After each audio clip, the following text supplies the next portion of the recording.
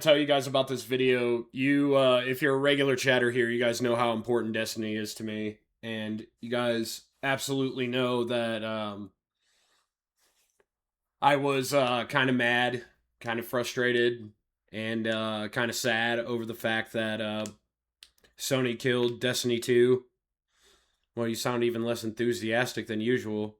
Anyway, who's the Asian guy on screen? That would be one of the guys I watch in IRL.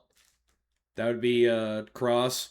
He's a very, very good Destiny 2 content creator. And he's I if while Destiny was still alive and kicking, I would have loved to do any raid with this man possible. This man knows everything about everything. Destiny is over, going away party. Yes, today is kind of a day where I say goodbye to Destiny 2. I'll be playing it offline, of course, but I won't be playing it on stream for you guys anymore. Um, and we're gonna apparently Cross found another video about a 300 and something odd, the $3.6 billion lie, and I wanted to know what it was about, and it piqued my interest in the first 5 minutes, and we're gonna see on oh, by the way, chat, happy Father's Day. I literally I talked with my mods for a couple hours this morning, and then afterward I called my pop. So I hope that y'all are having a great Father's Day. And if you're a dad, good job. You made it another year. Round of applause for all the dads out there. You guys are doing something that a good 70% of the country isn't doing right now. So good on you. But yeah, this is going to be my last kind of reaction to Destiny 2. I'm kind of gonna let it die. Oh shit. I'm kind of gonna let it die. At least when it comes to streaming with this one, because if this video tells me what I think is the truth about the lie, then yeah, I'm gonna be very disappointed. Asmund said he might play the game on the last day for his first time. Well, I can tell you this, that this game does not mean as much to Asmongold as it does to me. I absolutely love this game, and I want to find out what truly fucked it. All right, chat, here we go. Nice. This video is 42 minutes long. Excuse me, 43 minutes long. It's a video by Nelvox, Why Destiny Died for a 3.6 billion lie. In June 2024, Bungie shipped the highest... Oh, damn, I know who this guy is. He does lore drops for Destiny 2, and he also does information builds, like, or not information builds, he does information videos. Like what patch notes are going to mean, nerfs, buffs, that whole entire thing. When something new comes out, what guns are going to be in the next patch, that kind of deal. Highest rated expansion Destiny had ever seen. 57 days later, 220 developers were gone. Because by then, Destiny's fate had already been sealed. It was sealed the moment Bungie sold Sony a lie, a $3.6 billion lie. Fast forward 2 years.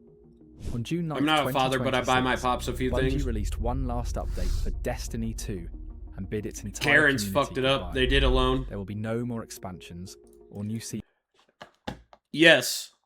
Here, if we find out it was ultimately, if we find out that it was ultimately Sony guys that completely fucked this game over, then that's one thing. But Bungie cannot excuse all of its political trappings that it tried to engage with its audience. That can't be avoided.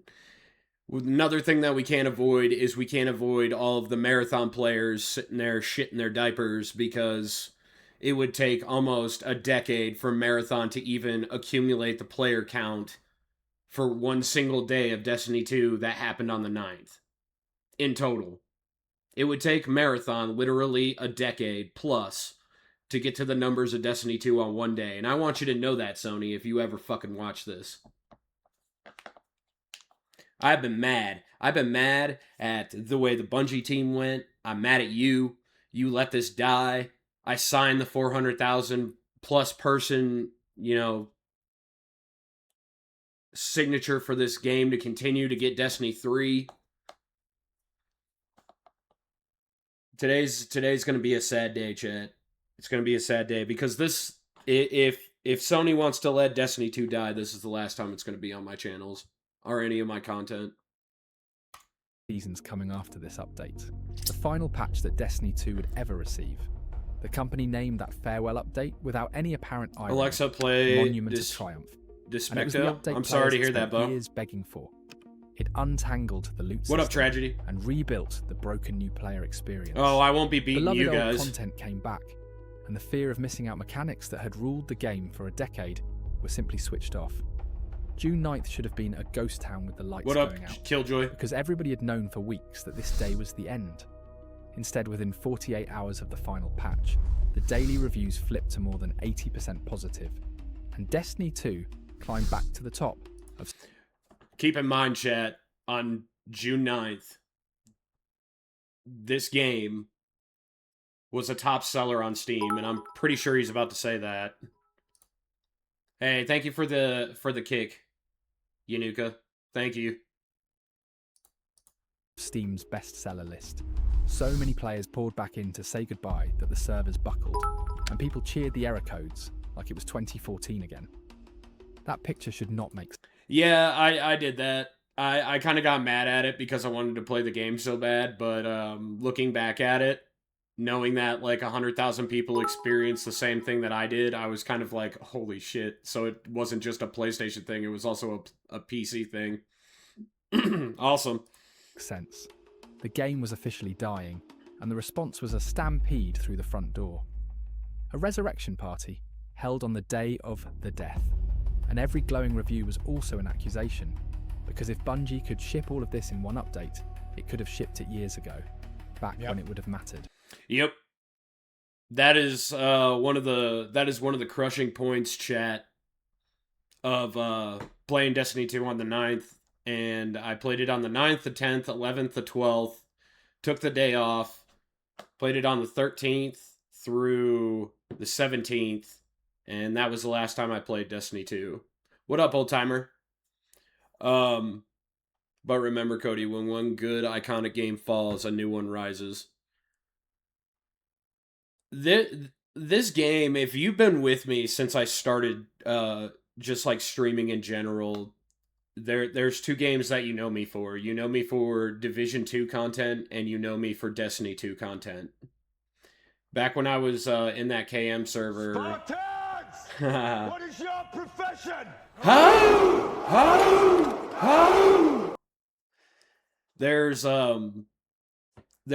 two games that relatively people knew me for. They either knew me for Division 2 or Destiny 2. I got more success out of my Division 2 content because I understood the build mechanics more, but they killed Destiny so Marathon could die. It's even bleeding players like right now. It was averaging like 12.5. Now it's like down to 7.2. Destiny's still rocking it at least like 15 to 20k still. So it's kind of like, Destiny 2 got the old Yeller treatment. Yeah, but in a bad way. I'm about to find out if it was in a bad way or not. Correction. Yep. So what exactly was going on? The answer is that the decision to kill this world had nothing to do with how good the game was, or how loved the game was by millions. The decision was made on paper, years earlier between people in suits. And Wait, what? No way. the lie that finally killed I read this Forbes episode, chat, or this Forbes newsletter about Bungie. Yeah, Paul Tassi. Yeah. Destiny was the last of many signed papers that would set Destiny on a path of no return. Destiny exists because Bungie spent years trying to escape a publisher. Through the 2000s, Bungie belonged to Microsoft. And Yeah, but they bought their way out of that though. Microsoft got to keep Halo, and Bungie walked away scot-free with an open IP and a fresh company. this game carried the entire Xbox business. Oh on yeah, its and then he back. brings up Halo. Halo sold the console, Halo justified the subscription service, and Halo's sequels broke entertainment. See, this is why Asmongold's take on going back to individual console titles, that's why he hates this. You know why he hates this? Because effectively, PlayStation has always had better titled games for exclusives. PlayStation had literally, and I kid you not, we had a almost 27-year streak of kicking the shit out of Xbox until this whole entire we need to make games for every console thing happened. And after that, it was political, and then there was no stopping the cycle. It was all downhill from there. Launch records. Yep. The plan at Microsoft was simple. Keep that machine Halo running now, forever. that is a franchise I Bungie haven't did heard not own of Halo. in a long time. Microsoft did. And inside Halo Infinite right now, according to my buddies, is literally on a crawl. A bunch of people have left the game because Microsoft Studios went hardcore into the whole entire pride and transgender thing, like really, really badly. And it just took all the masculinity out of the game. And players who are big fans of Halo, who have literally played every one since Halo 1, are kind of like, I feel emasculated now playing this game. That's like how all my military buddies feel, dude, who are fans of Master Chief. They feel like he's not... They feel like Microsoft Studios emasculated him down to nothing, and he's not a hero anymore. He's a prop. One of my buddies frequently says that Master Chief is now a prop since Halo 4. inside the studio, the money was a sore point as well, because accounts from Pretty those sure years Halo is dead. It describe a died back team in Halo that watched Infinite. its work Yeah, for that's billions what all my while friends tell grumbling me. about its That's the share of last Halo that royalties. they played. A studio that built one of the most valuable franchises on Earth Did that Pride did stuff not control again. it, Yeah, they did not do for that the Pride profit stuff from again it. in Iron Bear. could not leave it behind without leaving everything. The 2026 season of doing Pride this year literally killed off every last person that was still hanging on for things to change over at Halo for Microsoft Studios. Halo Infinite literally cratered to nothing. People are playing the original Master Chief Collection, dude, more than they're playing Infinite right now. And that's absolutely awful. So in 2007, Bungie pulled Go off woke, something you go broke. studios Yep. almost never manage. It bought itself back. Microsoft kept the Halo name. Bungie walked out with its people and its independence, and nothing else. Think about the size of that trade. This studio abandoned the most valuable franchise it would ever create, just to be free. The lesson its leadership carried out the door was simple. Never again build a universe you do not own. There was just one problem with that lesson. The universe Bungie wanted to build next was enormous. A shared online world designed to run for 10 years. You know, honestly, the deal for Halo is kind of a shitty one when you think about it. Like, Bungie made Halo. And if you ever go to Bungie Studios, you see all the Halo stuff they have out still. I mean, it meant so much to them. It made Bungie who they are. But they didn't ever own the rights to it, dude. It's crazy. Yeah, because Microsoft decided back in the late 90s, Microsoft was going around buying everything that they possibly could for Xbox. A little guy that was literally previewing a game, a demo, mind you, a demo, because out of everything to come out of Microsoft Studios as a hero, you cannot argue with me, chat, whether you're on one side of the console war or the other. You still had respect for Master Chief as a character, what he did, how he was able to do all that, the way that he carried himself in the games, the way that his narrative progressed. If you didn't play the games, you were watching full-on walkthroughs of Halo 2 and Halo 3 just so that you could understand this character. That is how iconic Master Chief is. And definitely, without knowing how much iconic Master Chief was, I would have never picked up Destiny 2 for the first time. Or Destiny, period. I would have never touched anything with Bungie if I did not know that Bungie created him. He's the original OG space hero, bro. He's the original OG space hero warrior badass. And that's why he's iconic. I mean, do you think Bungie thought when they were first making Halo, like, did they think It's going to be a good game. Game studios are but led maybe not by as big as they masochists since anticipated. game companies how do you enjoy call shooting that, too? themselves in the How do foot you so call much. How generational Microsoft has been Halo circling the was? drain You for know what I so mean? long, Would they anyone suffered have from seen that confusion. coming? They had no idea I it was agree gonna with take you, over the world. DK. Oh my god, dude. Look, I love Destiny, but I probably would have never played Destiny if it wasn't for Halo. It was Halo, my experience playing Halo, that made me say I will play any. Specifically, though, it was not fucking Halo. It was not Halo's narrative for me. It was not the world of Halo that made me want to play Destiny when Destiny came out. It was Master Chief himself. Because he was such an icon, dude.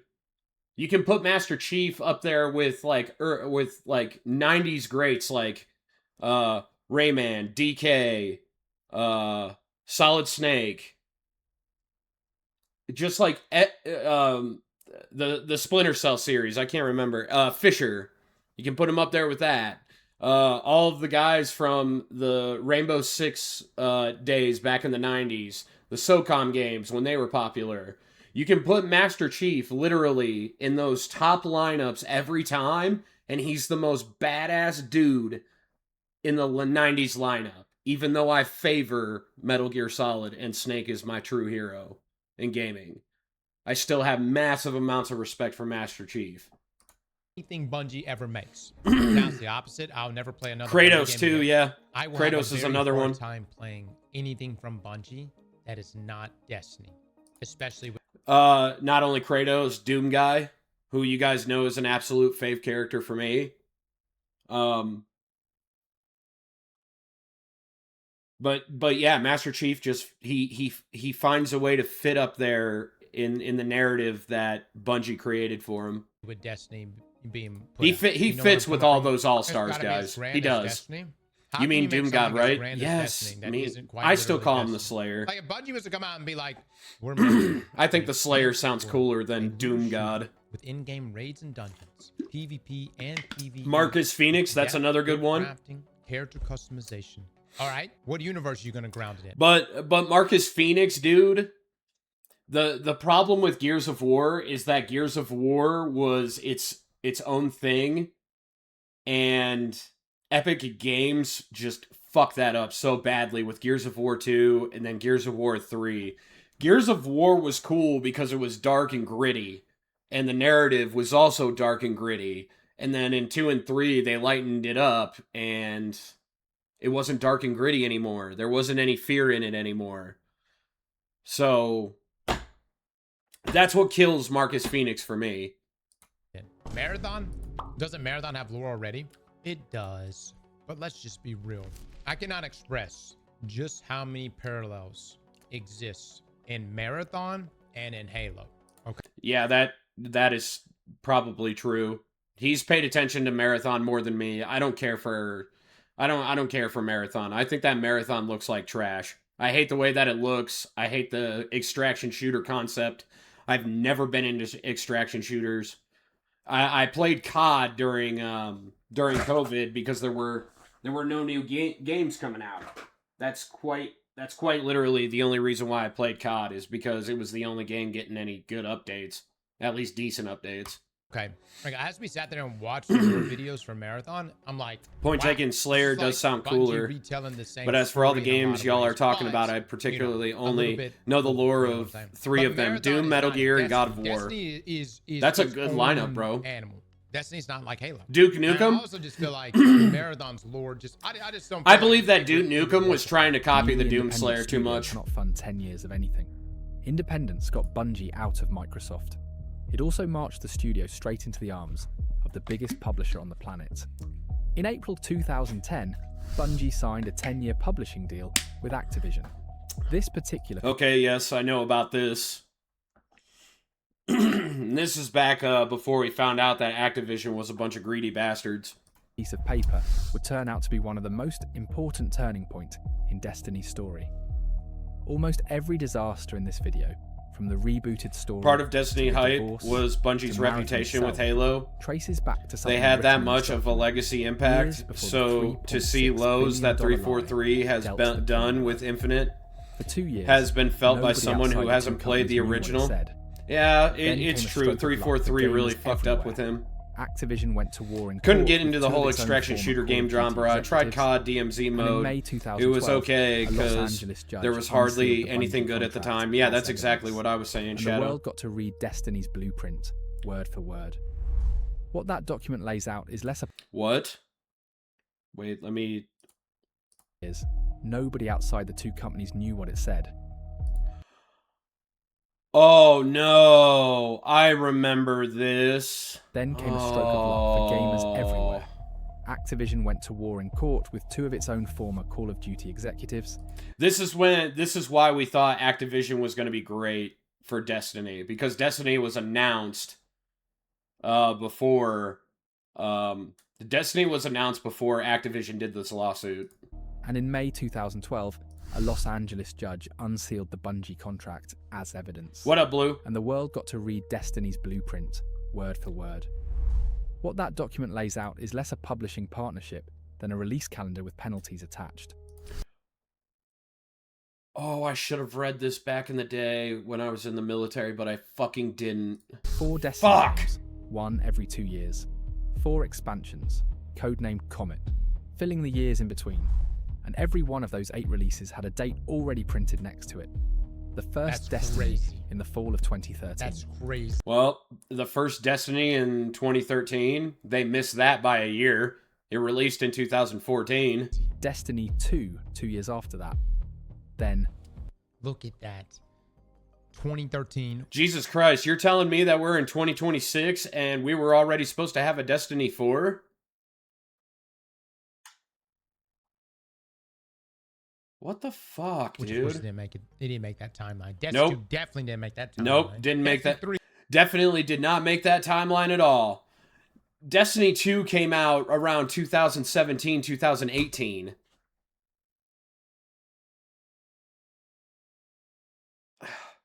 How? Who comes up with this? Oh my god. That's when we got Destiny 2, Destiny 4. They were definitely taking the COD. So you're telling me that fucking Activision was almost 2 games behind by the time that they got a hold of the Destiny IP? That's what you're telling me. By the time I got Destiny 2 Red War, these little fuckers at Activision were already 2 games behind? Okay, now I'm starting to get a little perturbed. approach. Activision wanted Call of Duty, but for Destiny. Destiny 3 in 2017, with a 4th game closing out the decade. The whole franchise was scheduled before a single trailer existed, and one of those dates, Destiny 3 in 2017, will What up, matter at the Jigs? very end of this story. The penalties are where it gets uncomfortable. If the first Destiny sold fewer than 5 million copies Well, in 6 when months, you're busy shooting Activision down could terrorist walk away. things, I Past the know, halfway but point of the deal, it could walk away whenever it liked. I literally, guys, bought Destiny right when I came back from, or right before I left for, or right when I got back from my second deployment. It was literally the first thing that I did as like a free man for my marriage after my ex-wife cheated on me. I went out, I bought me a PlayStation 4, bought Destiny 2, sat there for like a good 3 days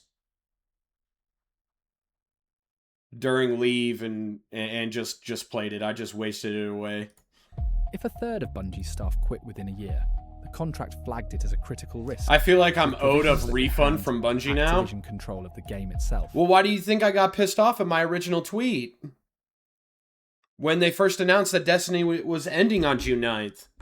Y'all remember that tweet? It was my first million viewed tweet. And that's not me having a power trip either. I'm just doing that for significance of remembering.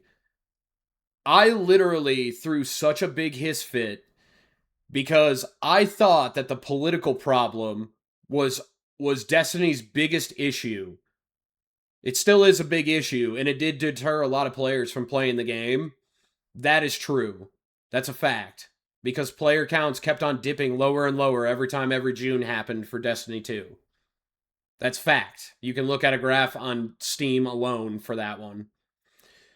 But now that I'm figuring out that they were supposed to be 4 games deep by the time I got out of the army, woo.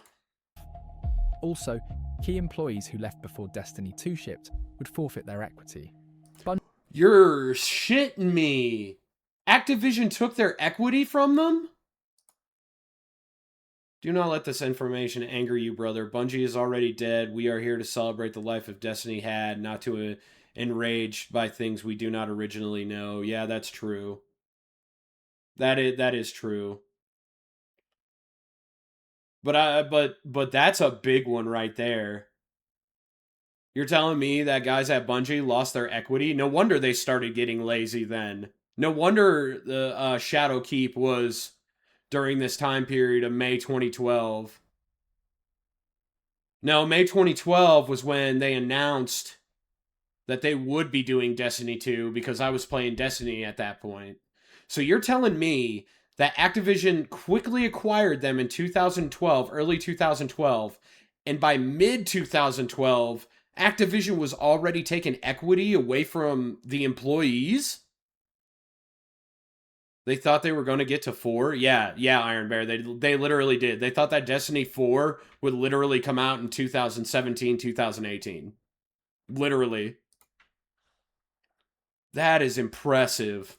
Bungie kept ownership of Destiny, which the studio rightly treated as the victory after the Microsoft years. But ownership came wrapped in conditions, and every condition had a date on it. There was even a clause about review scores. If Destiny Chad. averaged 90 or higher across the press within a month of launch, the team would earn a bonus of 2.5. So Destiny had to average a 90% within the first 30 days that it launched as an IP. And that would grant them $2.5 million worth of a bonus. $5 million. There was a separate bonus. See, look at Cross. Cross is even getting mad at that. For shipping on time. The document regulated the studio's life down to the silliest detail. Even Easter eggs. The little... You're telling me that they put an Easter egg clause in the game? Well, that makes sense as to why the loot cave vanished in Destiny 2. Press review scores should never be treated as relevant. Bro, you have got to be kidding me. Jokes developers hide in their games contractually required disclosure to both companies before release. Why? Why do you care to know that, Activision? Oh my god, that fat fuck over there at Activision Blizzard, dude.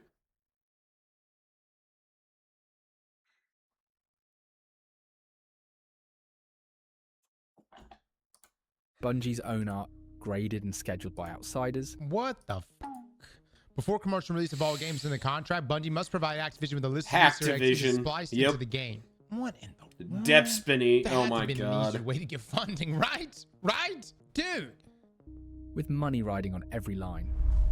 And then Press don't care about the nobody game, the would think to community look for. does. Written into Destiny. Why can't they understand that? Was a second game.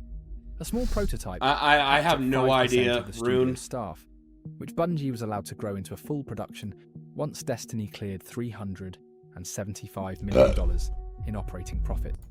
What the fuck? No, I need to read that one again.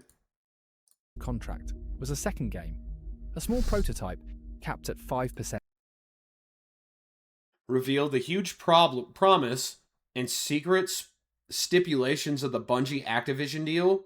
A maximum of about 5% of key staff and 5% of all employees are free to a prototype self-fund project called Marathon. You're telling me that you just dropped Destiny 2 because of a crap clause in Activision's contract because they were already planning Marathon back in May of 2012?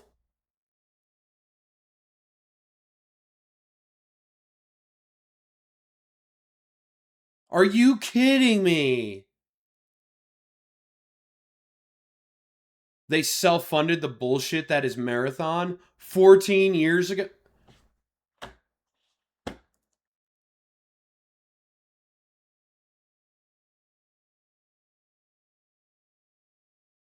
That means that that Marathon's been literally a pocket nuke for all of Destiny players then. Why wasn't this Why wasn't this widespread news? Why didn't guys who are hardcore into the game, like me and Cross, know about this? Because you can look at Cross's face. Look at his face, chat. You can see it.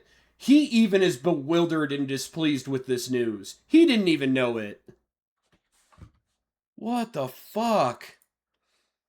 Once $375 million in operating income is procured, though, through the Destiny business, Marathon will be free to be published. Marathon was the end goal for Destiny. I feel so betrayed. I'm glad I stopped playing at Witch Queen. This is for everyone here. Look into Project Aces and look at the release date of every console game, not handhelds. This is a AAA studio that listens to the community and hate tourists because of one game. This wasn't widespread due to the fact that Microsoft or Bungie themselves was trying to hide it. What up, Zolo? We're discovering secrets about why Marathon was picked over Destiny 2 in a $3.9 billion lie. And I think that we just found the lie. Marathon was something that was supposed to happen way back at... Oh my god, dude. I'm sorry, but if you're dick riding Marathon right now, I hate you. I have a genuine hatred for you. Is this why they pushed microtransactions so hard? It explains why they did that, man. It explains why Destiny's silver count went... Did you notice something, Killjoy? Because I know that you are as hardcore of a player into Destiny as me. Did you notice within the first 4 months that Destiny was out, everything spiked by 25%?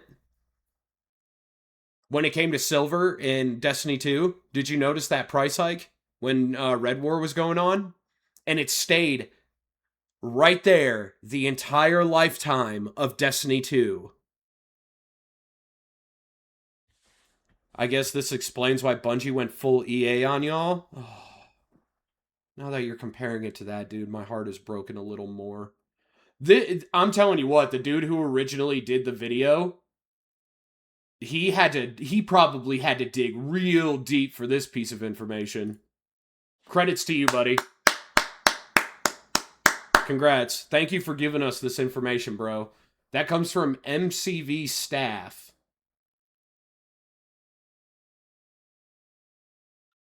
Of May 20... Oh, it's a website. Of the studio's staff, which Bungie was allowed to grow into a full production once Destiny cleared $375 million in... See? Look at his face! Look at his face, chat! Look at his face! He didn't even know that! Bro, you sank Destiny. Gay!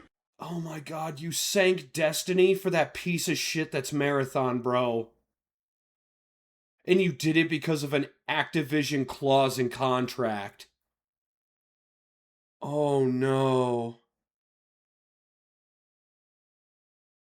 Bro, we need to be putting the CEO of Activision on blast for this one, internet. Operating profit. A maximum of about 5% of key staff and 5% of all other employees are free to prototype and self-fund a project called Marathon, May 2012. Holy f***.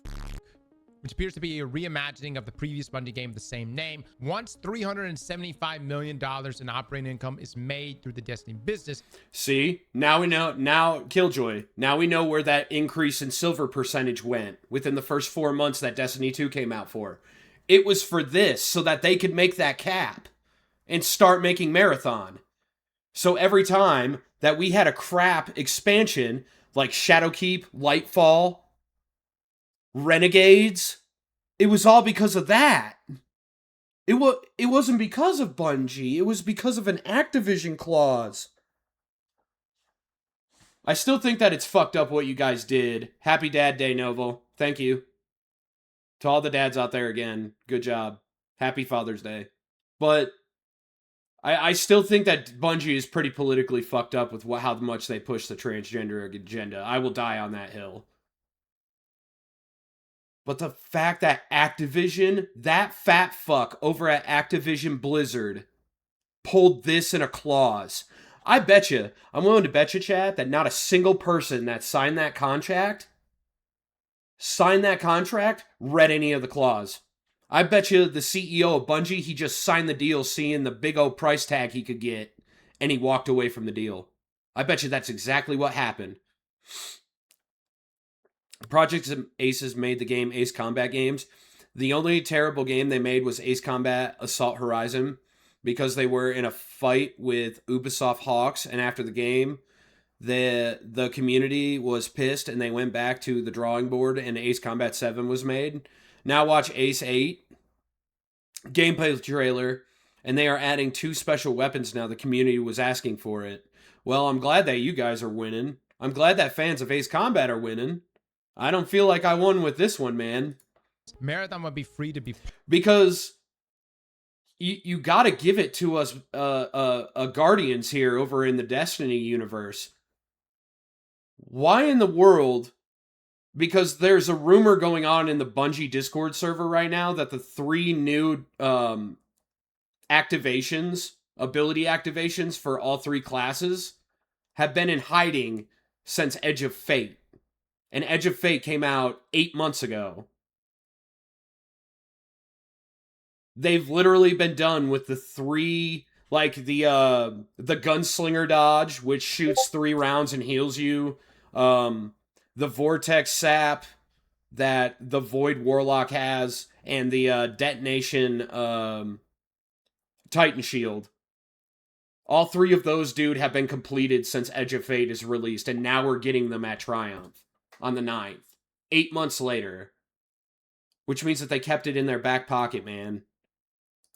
Published, and at this stage, about 10% of the staff can... It's like the real military. The Flyboys get the good stuff while the Army Joes get screwed over and are slugging it through the trenches. Yeah, exactly. $75 million in operating. I'm sorry, bud. You should play Ace Combat because it is always worthy. You can pull up and read today, and the prototype's name was Marathon. I don't know. I've never... That made Bungie's name. I've never really been into flying games, bro. Quietly written its own past into Destiny's future.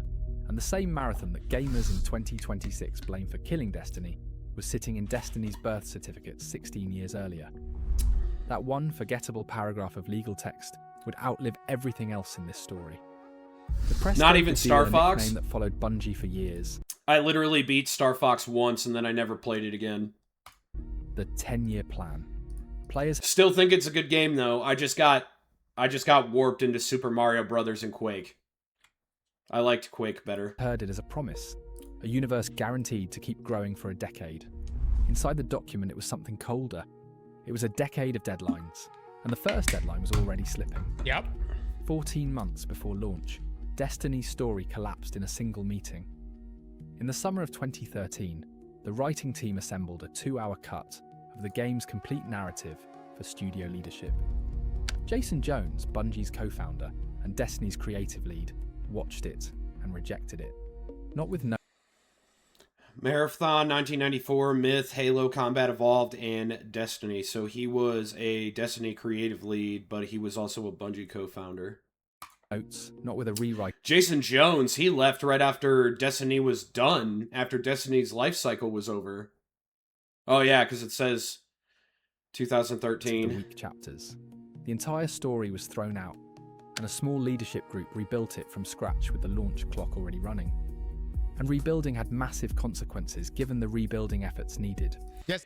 Yeah, we knew about this during Destiny. In Project Lead, Jason Jones and the rest of senior leadership were unhappy with the writing team's supercut, and the reaction was to scrap it all. As far as I remember, it wasn't that they were unhappy with the writing teams. It was in order to make it work in the business model. That they just stay away from crazy. Crazy is the only good in bed. That's it. Too much like yeah, that's true. Delivery, and it's like campaign experience. And correct me if I'm wrong on this. It needed to be stretched out.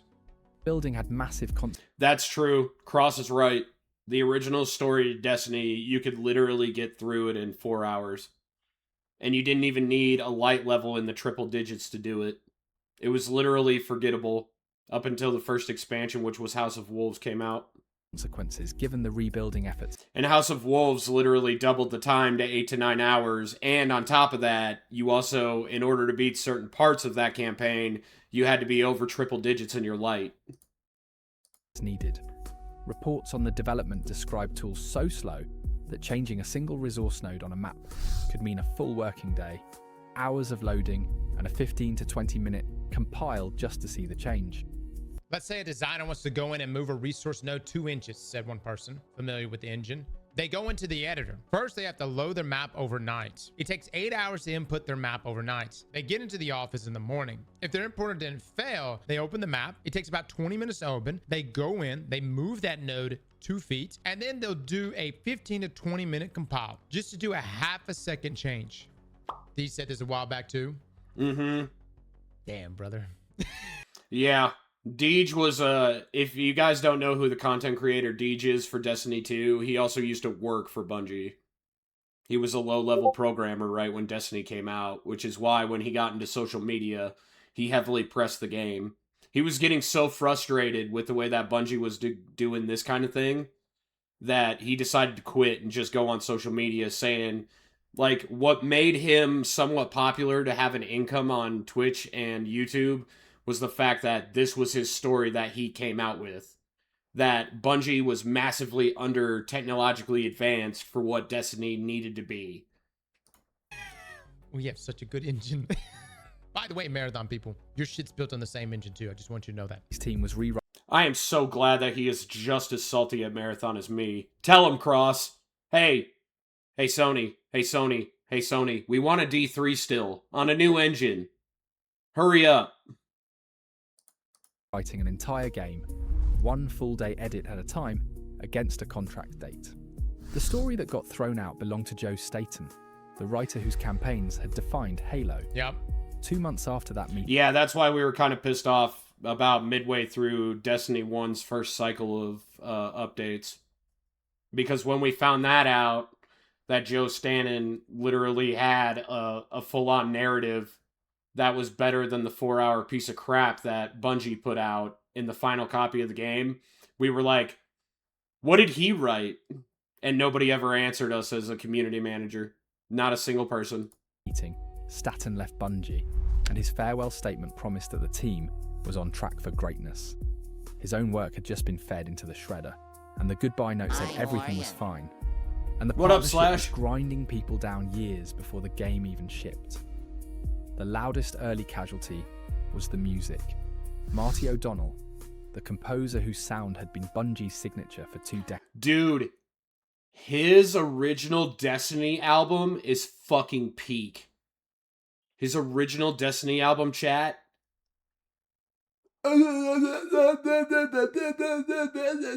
I could bust a nut fighting aliens on the moon to the music he put in Destiny. Had written Destiny an 8-movement symphony with Paul McCartney. Recorded Good man, I'll DM you if I need clarification. At E3, Activision swapped that music out of the big reveal trailer for its own. Bungie's president, Harold Ryan, Whatever, actually father. took his composer's side and filed a formal letter of objection. Activision overruled them both, and O'Donnell went public about whose music the trailer had really used. That wound never really healed. Why did Activision, like, why the music Marty made, and look, you may feel whatever way about Marty today. I get it. But the music Marty made for D1 was iconic and really, really good. Why didn't Activision just say, listen, this is creating a lot of waves. We're probably going to create too many problems. Let's just, it's trailer music. Just let Marty's music ride. Because it's Activision? No, it's not because of Activision. It's because of the CEO of Activision, that big old fat donating greedy little fuck that runs that company. The same guy that Asmongold hates with an absolute passion. The one thing as to why that got me to watch Asmongold is my hatred and his hatred to that fat fuck. That's why Marty that's why the original composed piece got replaced at House of Wolves. Because of that fuck having a little stupid grudge. Activision just big dicking, you know, that's just like... Yeah, essentially, Cross. Yeah, that's... You had a big old fat man literally wailing around his little 2mm penis thinking that he was a big old dude in gaming at the time. We're talking about the same Activision dude from the early 2000s, right? How many times did he jip over gamers? How many price hikes did he do on his games? How many times has the WoW Collective hit like the world stage in the news department because of how many times that dude dicked over that community by increasing price after price after price on expansion? It's the same dude, bro. The same dude. This is back in the day, and they're just like, no, you're gonna do it our way. If we could get D3 with Mary, Hoobastank, and Breaking Benjamin, and maybe some 5F DP, it would be pure Kino. Oh, dude, that would be Marty. Yes, that would be. Oh my God, that would be music to my ears, bro. 10 months later. That's right, Cody. Keep showing your hate boner for the 5 CEO. months before launch. Hey, man, everybody hates him, bro. Signed off on firing Marty O'Donnell. Bobby was a plague upon the gaming world. Rune's right, he was. Bungie had just fired the man who wrote the Halo theme over a war that started with the publisher's trailer. That was the state of chaos. The game that limped out of all this arrived on September 9th, 2014. A full year behind the calendar written in the contract. Fans lined up at midnight for it anyway. I did. I lined up at midnight. I even had a post on the original Twitter pre-Elon of me buying 2 games, Division 1, Destiny. Because on paper this was the event of the generation, the Halo Studios' next universe, backed by the Call of Duty publisher's money. Activision's launch announcement bragged that Destiny had moved more than $500 million of product in a day. In a day, chat. In a day. That's when that was back in the day when we used to believe in pre-orders. That's when we knew, or we had a flickering hope that what people were coming out with actually worked when you put it in your console, or when you installed it on your PC. Back in the day when we used to believe in pre-ordering, that companies gave us a good product. And in a way, Destiny was the first time that we figured out that a product can mean shit. Even if you pre-order it. Everybody questioned that, like, within the first, week that Destiny was out. And all they did was lie. Yep.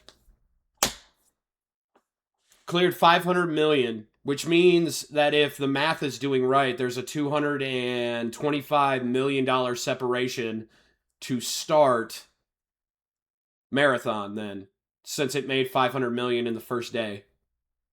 And that's September 2014. Which means that they used that money right there, the startup of Destiny, to start Marathon. Chat, that's what that means. The number that actually mattered came from the critics. Bungie's internal surveys had projected reviews around 90. The final average landed at 76. The reason why it ended at 76 is because the original campaign, how you started off the game, was really slow. It was really dull. It didn't pick up until 2.5 hours later. The enemy types didn't get harder. There was no build crafting to the game. You literally didn't expand your light. You could literally play the whole entire campaign in the hardest way possible on a literal 25 light character. And it didn't matter. This is also the time when the Division was starting to kick. Oh my God. I don't have anything. Oh, What the hell is us wrong talking with to you? Stop it, Bungie.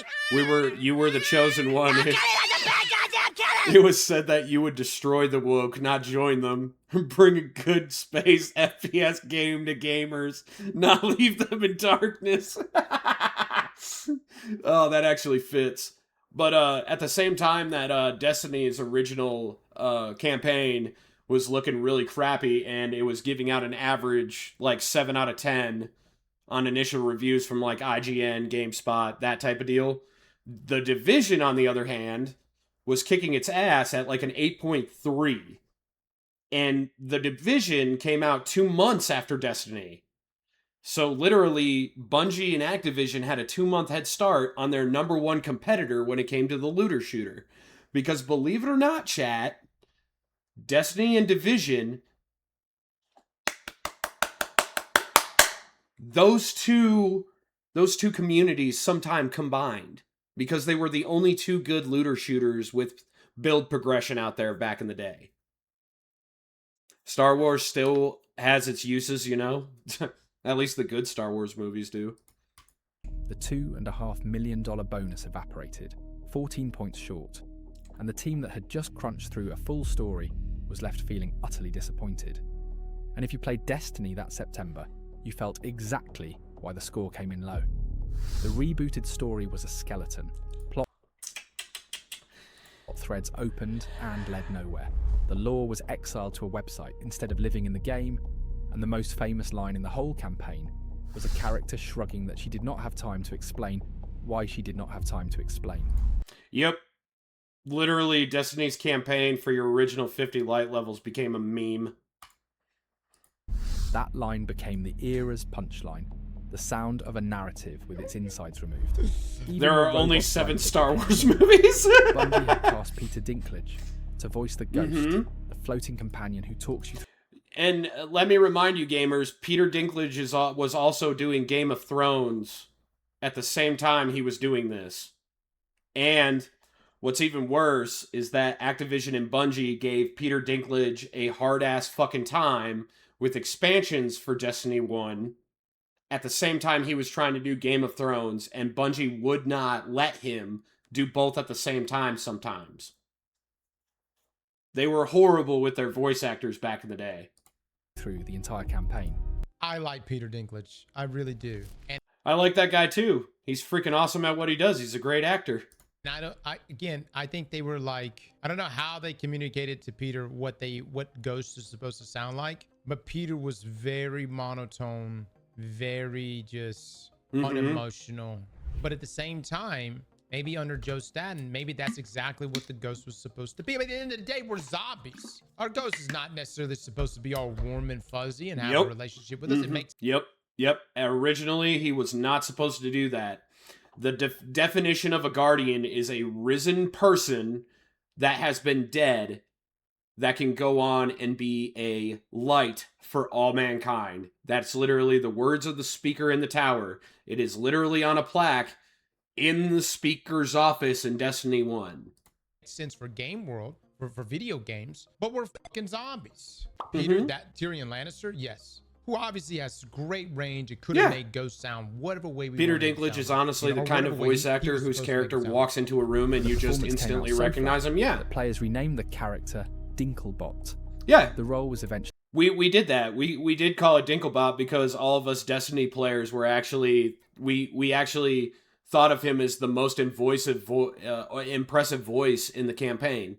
We actually came together as a community back then and told Destiny and Bungie, hey, you actually did a good job putting this guy in the game. Good job. Actually re-recorded from scratch with a new actor. And I want to say this now before I have a whole bunch of people in the comments feed literally say this. I know the political opinion of the voice actors in Destiny 2, but literally my number one voice actor played K6. I love that guy. The guy who played K6, excellent. He also is the lead star in The Rookie too, which is like one of my favorite shows. So, but other than that, I did not care about the political opinion. The voice actors for everything having to do in Destiny, they did a fantastic job with what Bungie made them go through. Absolutely fantastic with all the headaches and voice acting from that company.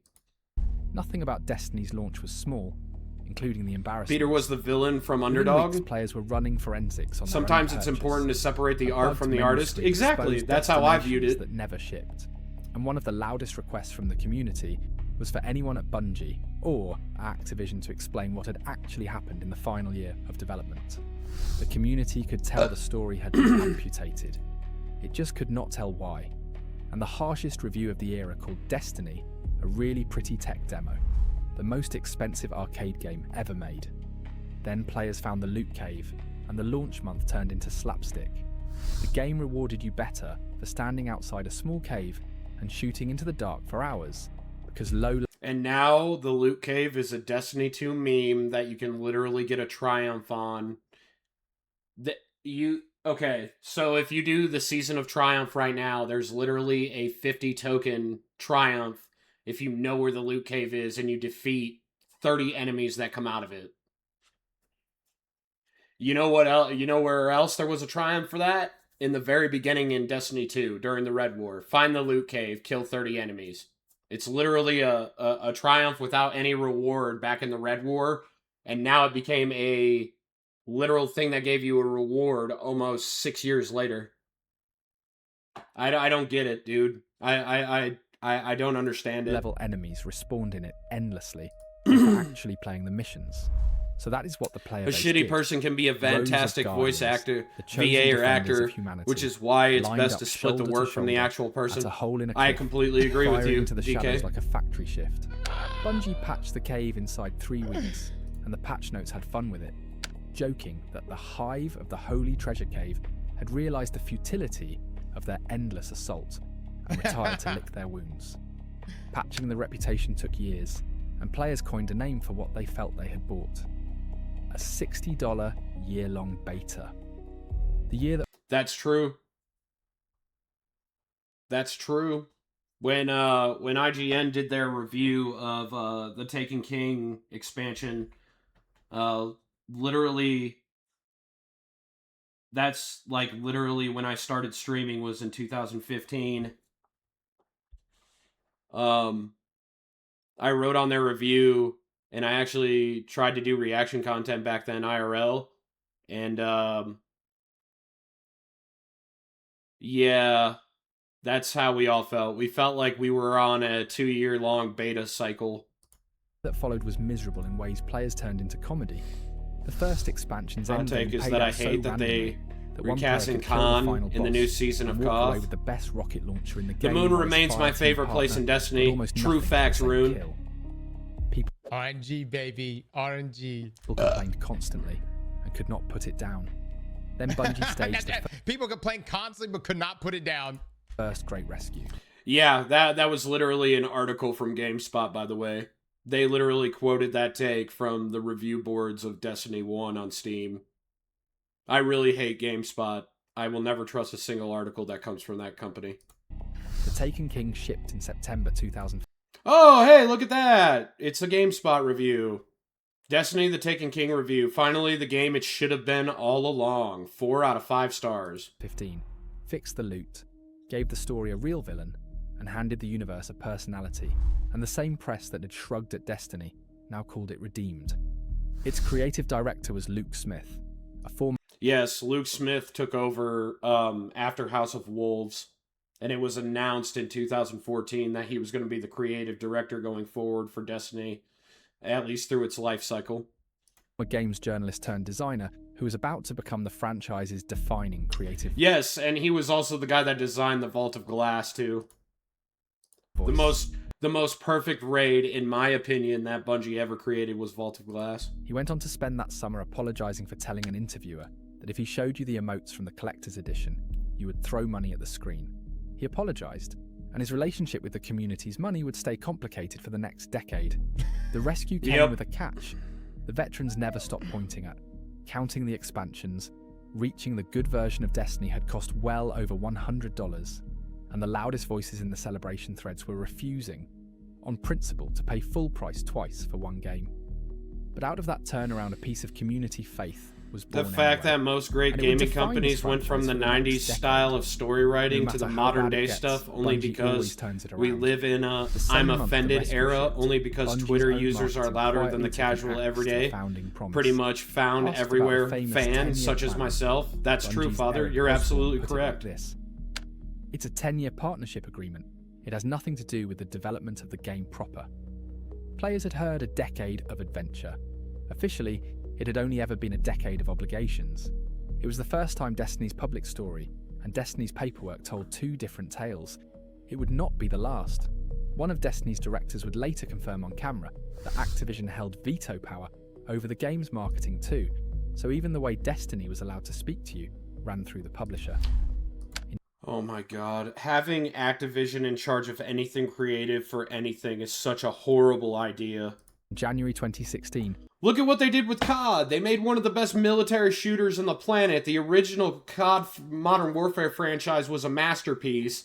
And then all of a sudden now, Tell me what masterpiece that Activision Blizzard has made in the past 15 years. Nothing. Not a single one of their narratives has been good. Pete Parsons took over as chief executive, promising fans that you have yet to see our studio's best work. yeah, we sat there and waited for your promise, Pete. Because the only thing that you literally did, Pete, was you gave us Red War, and then, before you decided to collect all your money and go, you bought a fancy car collection off of that money we gave you, and let Bungie literally sunset a third of the damn shit I paid for. So thank you, you greedy little fuck. Ironically, Parsons will be standing at the centre of every Destiny disaster in the road ahead. Destiny 2 arrived in September 2017. Activision literally made Pete Parsons the perfect scapegoat to avoid any drama, guys, from the Red War till now. That's literally why Activision Blizzard put it all in his hands. Because he was a great poster boy, he was a great deflector, he was a great talker, he was great at promising us a whole bunch of things, but in the end game, to the fat fuck over there at Activision Blizzard, scapegoat. That's exactly why he put that guy there. Carrying a secret. The sequel had been rebooted internally. It's probably the latest expansion from Diablo 4, which is a bad sign. Yeah, actually shipped. I agree with you. Bungie's contract calendar did not care, the date was the date. Even so, the launch looked like a triumph, with 1.2 million people playing at the same time in the first week. The loyal fans of Destiny heaved a sigh of relief. Yep, yeah we did. We were actually thanking our lucky stars because that's actually the first time that Bungie came out and gave us news of the first expansion for Destiny 2 after Red War. Bungie had delivered the goods. Because believe it or not, whether what you believed Red War was or wasn't, I liked Red War. I liked Gaul. It was a great way to introduce people who hadn't played Destiny before into the Destiny lore. It's the fact that they sunset that. If you could take Red War and put it where the new current Destiny 2 player is hopping on to Destiny 2 right now, you would have so many new players coming back to the game. Red War was written fantastically. The reason why Destiny 2 Vanilla failed is because technically Destiny 2 didn't work right. There were so many bugs in it, it didn't function. You would pick going to freaking the moon and end up in the EDZ for some reason on console. We all were shaking our heads at that one. There was a whole entire two-day period where you literally could not get on the moon on PS5 and PS4. Literally, 2-day period that they had to do a hot patch for because we couldn't get to the moon to do any of the quests for anything that came out in Vanilla Destiny. Because it all centered on one of 4 places. The moon, EDZ, Cosmodrome, or the tower. And we couldn't get to the one that was vastly more open than everywhere else. And it's stupid. The honeymoon lasted into the winter, and then players with spreadsheets caught the game. Horus live. Heresy? No, not the Horus Destiny Heresy, a 2 good piece was of comedy quite after frothy this. Experience That's gains okay. during long play sessions. I forgot about this, dude. Oh my god, that was such a bad look, man. That's some Activision shit. Oh. Yep. That's true. Read it and weep, chat. While the numbers on your screen pretended otherwise, and the throttling ran through the exact window in which Bungie was selling experience boosts, including through a real-world Pop-Tarts promotion. Leveling Up also gave you free loot boxes. Yes, you could get a code, actually, to get XP by buying Pop-Tarts. The grind was so horrible during Red War, after you did the campaign to endgame, that people were buying Pop-Tarts from grocery stores at $250 a group of them. I remember that because the Kroger in Frankfurt, and it's Kentucky here, so we don't really get a whole lot of stuff in Kentucky. I literally went to get 1 box of Pop-Tarts just to get the code to see what it did, and my Kroger was out of Pop-Tarts for a whole entire week. Because some guy came in there and bought $300 worth of Destiny 2 Pop-Tarts. Greedy bitch. boxes, the same loot boxes Bungie sold for real money. So the hidden break meant you earned fewer free ones. What enraged people was not the mechanics, it was the deceit. Buy Pop-Tarts either Progress because bar of designed that. to mislead the person staring at it. And It when was Bungie shit, bro. Deactivated the throttle. It quietly Kellogg's made a lot of money, though. They made a lot of money that month before they put that XP glitch hot patch in, though. doubled. You the bet experience bet your of ass her Kellogg made a fuck on ton the of way money out, off of that. which set off the anger all over again. Yep. Bungie apologised. Then came the live stream. Remember, Destiny is a loot game, where the entire point of playing is the gear waiting at the end of an activity. Yep. And by this stage, veterans treated blue-tier items as junk. The Yep. stuff you scrap without even Oh reading it. Lord, I already know where this is On going. the official Yep. stream promoting the game's first I was about to say the same thing, Cross. I know exactly where he's going with this one. paid DLC, the developers completed one of the tougher open-world events on camera, and opened Curse of Osiris. You know, when you talk about a DLC for... This wasn't even an expansion, chat. For those of you that never played Destiny, Curse of Osiris is considered to the community a DLC, not an expansion. It was also a free update, which is why we considered it a DLC in the first place. But you know that meme where the guy's riding the bike and then he sticks a stick in the front wheel, falls over, and then blames it on, like, the wind or something? That's the meme that comes to mind when Destiny players think about Trials of Osiris or Curse of Osiris. Yeah. the reward chest. Flat tire And the syndrome. grand hall was 2 tokens, basically arcade ticket. I just want Deej to know I fucking love him. You know that? I fucking love him.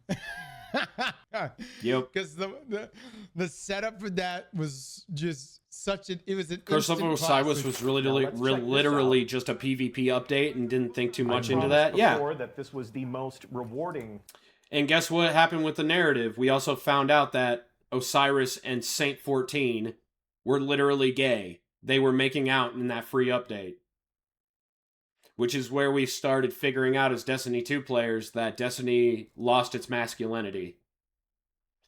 You literally take Saint 14, who literally has the backstory of a Destiny 2 version of Kratos, and you made him gay.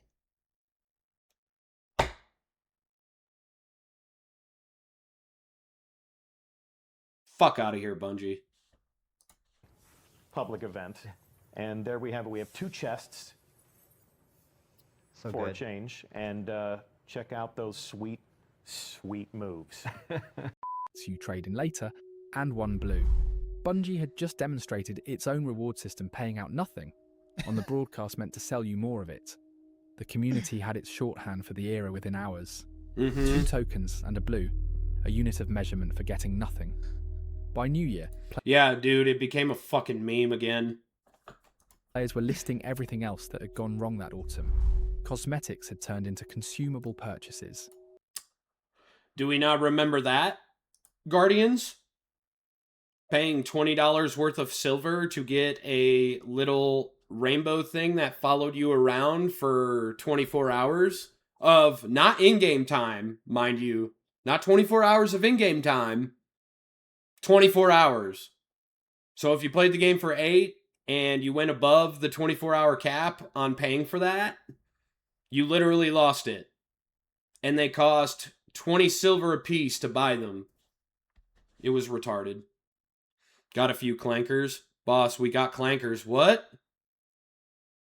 Oh, look at that.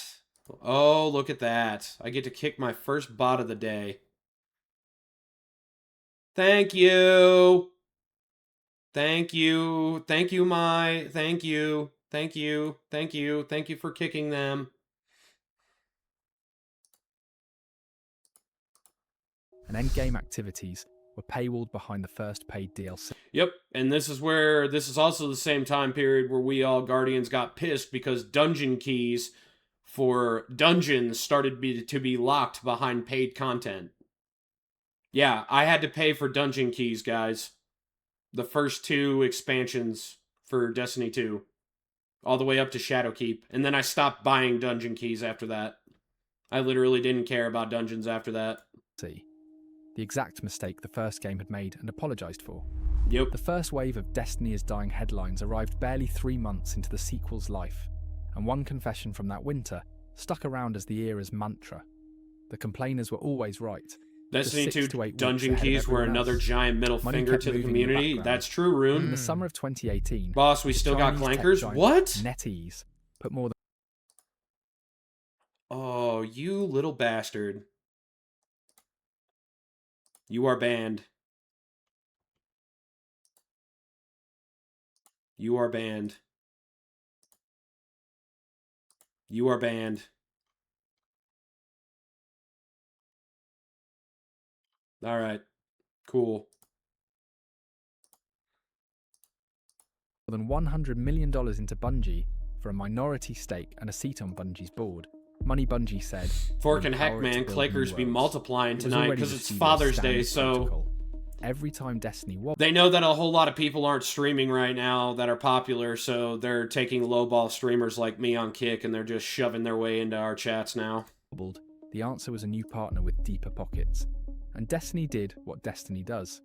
It got rescued again. Forsaken in September 2018 was the expansion fans still speak about with reverence. Yep. It was also the saddest day of my life because K6 got killed by the Ace of Spades.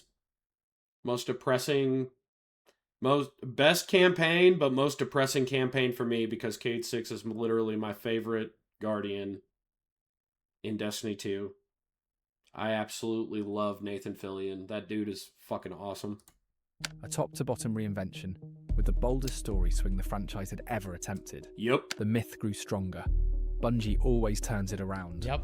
Though you could hear fatigue creeping into the cheers this time, with players reminding each other that they were thanking a studio for repairing things it had broken itself, and tallying nearly $200 paid in so far for one good game and one good expansion. The rescue cycle had stopped reading like a comeback story and started looking like a business model. 8 weeks after Forsaken shipped, Activision told the truth about it. On an investor call in November 2018, I remember this. Chief Operating Officer Cody Johnson said, "Forsaken did not achieve our commercial expectations." It's because you made Red Ward look like shit. The same week, Luke And then you decided to, with 2 free updates, to try and shill your Eververse store in our face for the stupidest percentage in silver cap. And then on top of that, you made Trials of Osiris a fucking joke, as my chat just saw the meme. You did so many bad things, guys, in the first 8 months Destiny 2 was on the ground that it's kind of hard to keep your player base after that. Smith. And what's even worse is that you were astronomically unaware that this game was supposed to last you 10 years. By now directing the entire franchise. Oh, yeah, and then I forgot about all the political shit, too, that drove people away because you made everything fucking feminine as fuck. And you started shoving pride and transgenderism in our face as a login reward every day. Fuck you. Answered in public. We set out to build a game that Destiny players would love. Probably And at not, Bungie, yeah. We love it too. This was the turning point, okay? We were upset because I remember we were listening to the earnings call. We were just Hellish listening because we Clanker wanted to Day. know where Destiny was going to go. And Forsaken was received very Vens, well. And Activision comes out and says that. If you want to And, share the whole something community was like a "Yo, link, what? you're going to have to do it through This was Discord. fantastic. We felt like Activision was very disconnected from what we as Destiny players wanted inside of Destiny. And I think Luke Smith jumped on this, man. I think he jumped on it, and the studio rallied to go independent. One company was describing an underperforming asset. The other was describing a labor of love. 9 weeks later, they divorced. On January 10th, 2019, Bungie announced it was taking Destiny and leaving, calling the partnership a successful 8-year run on the way out the door. The deal's own scoreboard told the real story. A 10-year contract, dead in year 9, with 2 of its 4 mandated games ever built. Look at how Activision Bungie failed after 2017, guys. Look at that. Dead in a year 9. Destiny 3 was canceled by 2017. Destiny 4 was canceled by 2019. Final Shape, guys, did not come out until 2019. Or no, that came out in 2022. We were dealing with the Lightfall bullshit for 2 years with Destiny 3 and Destiny 4 getting canceled. Reporting from inside the studio described employees cheering and popping champagne when the split was announced. The community did not bother with diplomatic language either. Players declared it Destiny. Thanking Hitler if he Freedom Day. decided to pull out of The Poland. celebration ran for days, and the consensus You was have no total. idea. The publisher had been the poison all along, and the beloved studio was finally free. The part that stunned the industry was what Bungie walked out holding. Activision did not keep Destiny. The franchise left with the studio, exactly the way the post-Microsoft playbook said it should. And the publisher that had financed the whole thing simply waved it goodbye. The press wrote it up as a heist and celebrated Bungie as the next great... Yep. They, IGN, GameSpot, they labeled Bungie as a thief of the gaming industry, which us Destiny 2 players knew at that point that it wasn't Bungie that kept on fucking up. Politically, yes, they were fucking up politically. Everything having to do with pride and trans shit came from Bungie's staff. Every single part of that. But the financial errors, the increase in silver, all of that, the narrative, all of those fuck-ups came exclusively from Activision. Independent studio that answered to nobody. What is crazy about that celebration, looking back from 2026, is that the dissent was sitting right there in the same threads. Some of the loudest voices under the champagne warned that Activision was never the bad guy, that it was always Bungie being Bungie, and that fans were about to find out what this studio looked like without adult supervision. Activision, for its part, told investors that losing Destiny would not even be material to its income, and the market disagreed hard enough to knock the stock down and trigger a securities fraud probe over the claim. Yep. You guys want to know why you guys got a shitty-ass Modern Warfare 2 remake? It's because Activision had to give out money to get out of that. So all of you guys in COD world that are pissed off, it's because Activision was going through fraud on the stock market. So it's also the time that Bobby started talking about he was going to step down from Activision Blizzard if it went bad. And a lot of news articles were getting a hold of that too. Both sides left the marriage calling the other dead weight. Independence had a cost though, and it arrived fast. The Activision era had come with extra hands, partner studios helping Bungie keep the content flowing, and those hands went home with the divorce. The cash shop did not shrink the way the Freedom Day crowds assumed it would either. Eververse, the in-game store everyone had blamed on Activision, expanded after Activision left, and Luke Smith defended it openly as the thing funding development. So much for the theory that the store had been the publisher's idea.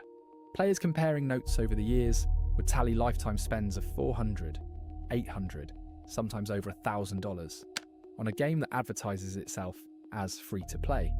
The new business model also punished you for taking breaks. Story content now arrived in seasons that deleted themselves every few months. Yep. This is where all of us Guardians had a problem with sunsetting. This is also where we started hearing the rumor that Red War would get sunset into oblivion.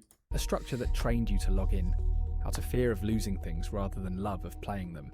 Destiny had stopped just selling you things and started controlling your calendar. Then came the decision this community never forgave.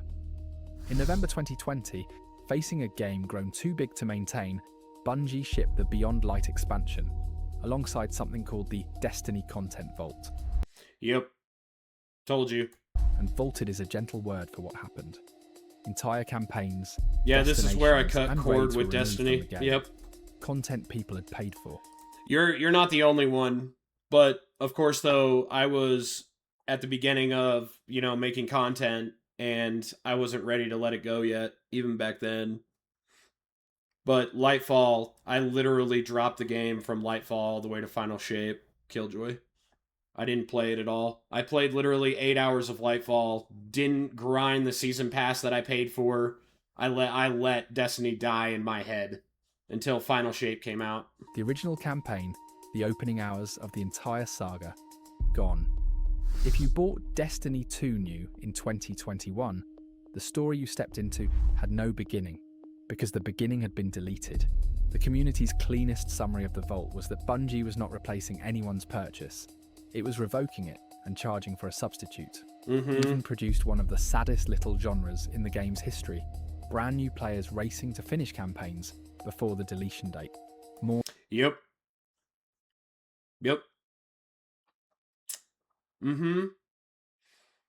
See, yep.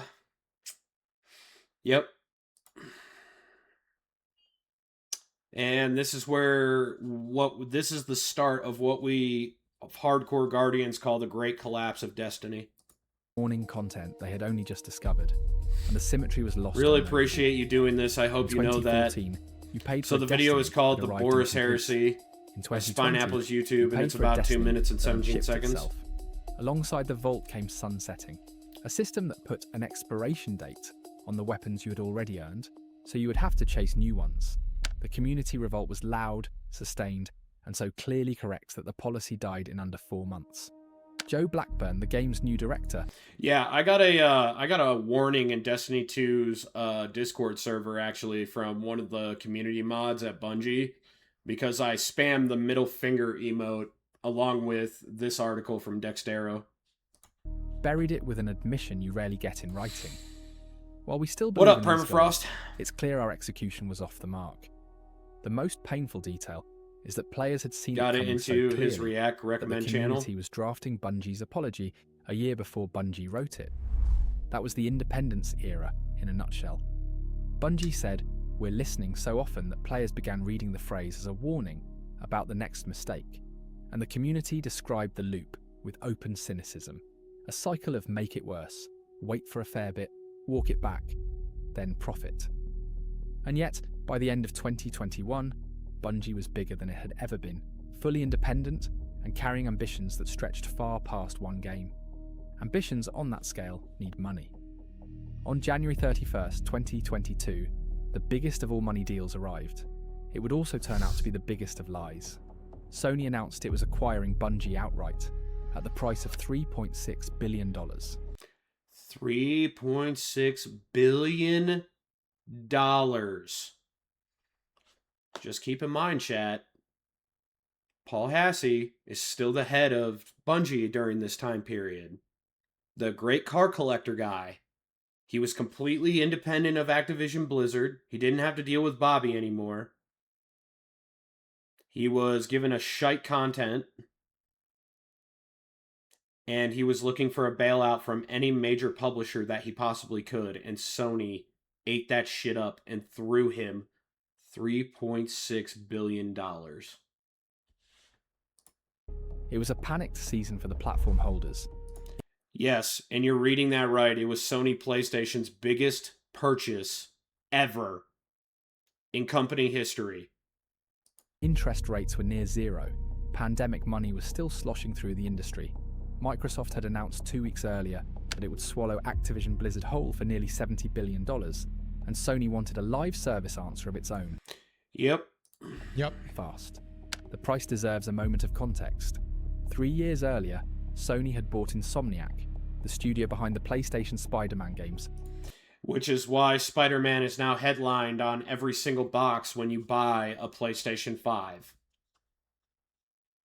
When you buy a PS5 and you look at the box, there's 3 games that headline it on the back of the box. Horizon Zero Dawn, Uncharted, that wackadoo new one that came out that makes no sense whatsoever, and Spider-Man. Those 3 will forever be on the PS5 box. You know why? Because I still have my PS5 box in my fucking closet. For a disclosed $229 million. Bungie, a studio with exactly one franchise to its name, cost nearly 16 times as much. The announcement came with a sentence Sony would have been wiser not to write down. Bungie, the press release promised, will continue to operate independently. And then you think that PlayStation got famous from Jack and Dexter, Sly Cooper, Ratchet and Clank? Yeah. Guys are just, it was madness everywhere. Madness everywhere. And even that's what we talked about yesterday. Yes. Sony was on a rampage back then. Do you want to know why? Because it was a company that was worth almost $22 trillion at the end of Q4 of 2020. other studios I saw with one Because you got to remember too, Sony actually owns its own TV brand. It actually owns a hardware brand, and it sits in the top 3 of electronic brands in the United States. So it just doesn't have gaming to fall back on. It also has a hardware brand, which is why the Sony PlayStation became a thing in the first place in 1999. one game that wasn't even a successful game, nowhere near on the success of something like Destiny. Had Yep. Yeah, Spider-Man and Spider-Man 2, if you combine both the sales total, didn't even make a third of what Destiny made Bungie. Not even a third. crazy valuations. Everything was just ballooning. I'm telling you, I really believe people thought we were going to stay locked down forever from COVID, and we were just going to stay inside and play. Yep. That's exactly what the gaming industry thought. They're going to stay inside and they're going to play our games until they die. Not realizing what human beings are. We're social interactive creatures. We don't just need to do it over a game or a chat. We need to do it face to face to be healthy humans. And Sony thought that, you know, all of us gamers were retarded and we didn't need that. Video games all the time. And then I think Sony got spooked because Xbox was fucking acquiring everybody. Yep. If you don't think Sony wasn't spooked, they literally tried to block it multiple times with the Activision deal. I think they panic bought. I think Sony panic bought Bungie, amongst other studios that it bought. Directors chaired by Pete. I agree with Cross on that The assessment. same announcement praised what it called the creative. Okay, here's the difference in our opinion. I think that Sony did it out of ego. Cross thinks that they did it out of financial pressure. I honestly think that Sony did it out of ego. They did that shit out of ego, dude. There was no financial pressure. They were literally selling 6 times more PlayStations than Microsoft was selling Xboxes. They had a shit ton of money, dude, sitting in a piggy bank. And they were just throwing it everywhere because they did not want the actual personal entertainment business to their side of Sony's executive studios to fall apart during COVID when nobody was going out and buying anything. That's what I think it was. It was ego. It wasn't fear, it was ego. Dependence that is the heartbeat of Bungie. And Parsons returned the warmth, describing Sony as a partner that fully supported. Well, at least this isn't the worst moment for involved Sony. wanted you to hear one word. I will and that word was face independence. Bungie face to 3 face. weeks later, The Witch Queen shipped to the best reviews in franchise history up to that point. Yep. And from the outside, the deal Best expansion we got during Destiny 2 was the Witch Queen. Best expansion ever. And you want to know how they followed it up? They followed it up with fucking Lightfall. For how great Witch Queen was, like the narrative for Witch Queen is amazing. It's the best 10 missions that you can do on both a regular light path and it was also the first time that Destiny 2 did hardcore campaign. And everybody jumped on that shit, man. We were coming up with builds to beat that shit. We were hard pressing, grinding, dude, for builds just so that we could get the triumph, or so that we could get the accolade that I think it's called beating the Witch Queen, which is you complete the whole entire campaign on the kind of harder difficulty. Oh, dude, it sent the Destiny 2 Discord into a freaking frenzy, bro. looked like a studio being bought at the absolute top of its game. Yep. Players who had toasted their freedom from one corporation in 2019 mostly shrugged at the new one, and the broad mood was relief. Bungie keeps the wheel, and now there is a safety net underneath. The deal closed that July, and Sony's own filings broke the price into 2 very different halves. This is the part almost nobody read, and it is the murder weapon. Once the accounting settled, the final price came to roughly $3.7 billion. About $2.5 billion of it bought the company from its shareholders. The remaining $1.2 billion did not buy the company at all.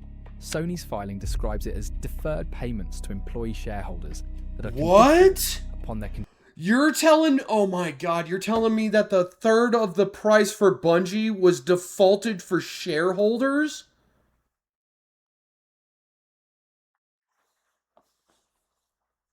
Oh, no. Parsons, you can suck a big old dick, dude. Your car collection literally came from that $1.2 million. Your separation from Bungie, dude, literally came from that $1.2. You fucking stupid hoe. Oh. Continuous employment. In plain language, stay or lose it bonus money. Jesus. The industry calls She these does have a golden Discord, handcuffs, Frosty. and Sony disclosed that roughly 2/3 of that pool would pay out within the first 2 years. That structure tells you what Sony believed it was buying. Sony also booked roughly $1.4 billion of the price as goodwill. That is the accounting word for value that exists in a brand, instead of anything you can actually touch. Strip the jargon away, and 1/3 of the money was Sony purchasing a workforce on a timer, and another chunk was Sony purchasing a feeling. Run that math forward. The deal closed in July 2022, which means the bulk of the money locking Bungie's veterans into their chairs and locking Sony into paying for them was scheduled to be gone by the middle of 2024. Are you seeing these time frames match up, chat? What was out? All my Guardians in chat. What came out in 2024? I want to see if some of the Guardians know what came out in 2024.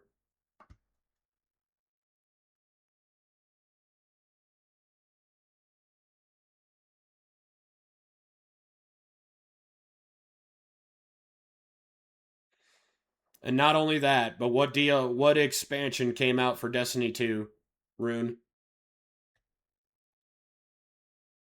No, Final Shape did not come out in 2022.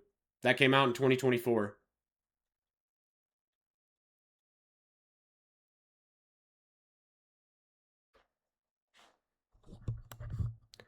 Lightfall.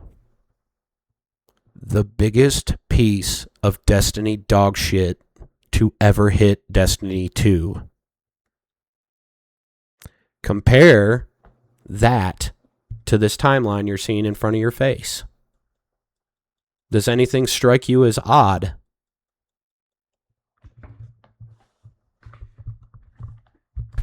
Okay, fine. Because all of you guys left after Witch Queen, which I don't blame you for. Here's why this is really weird in 2022 when Lightfall came out. According to this timeline in 2022, the installments paid out. Something else happened in 2022, 2 months before Lightfall happened. A bunch of Bungie workforce cuts.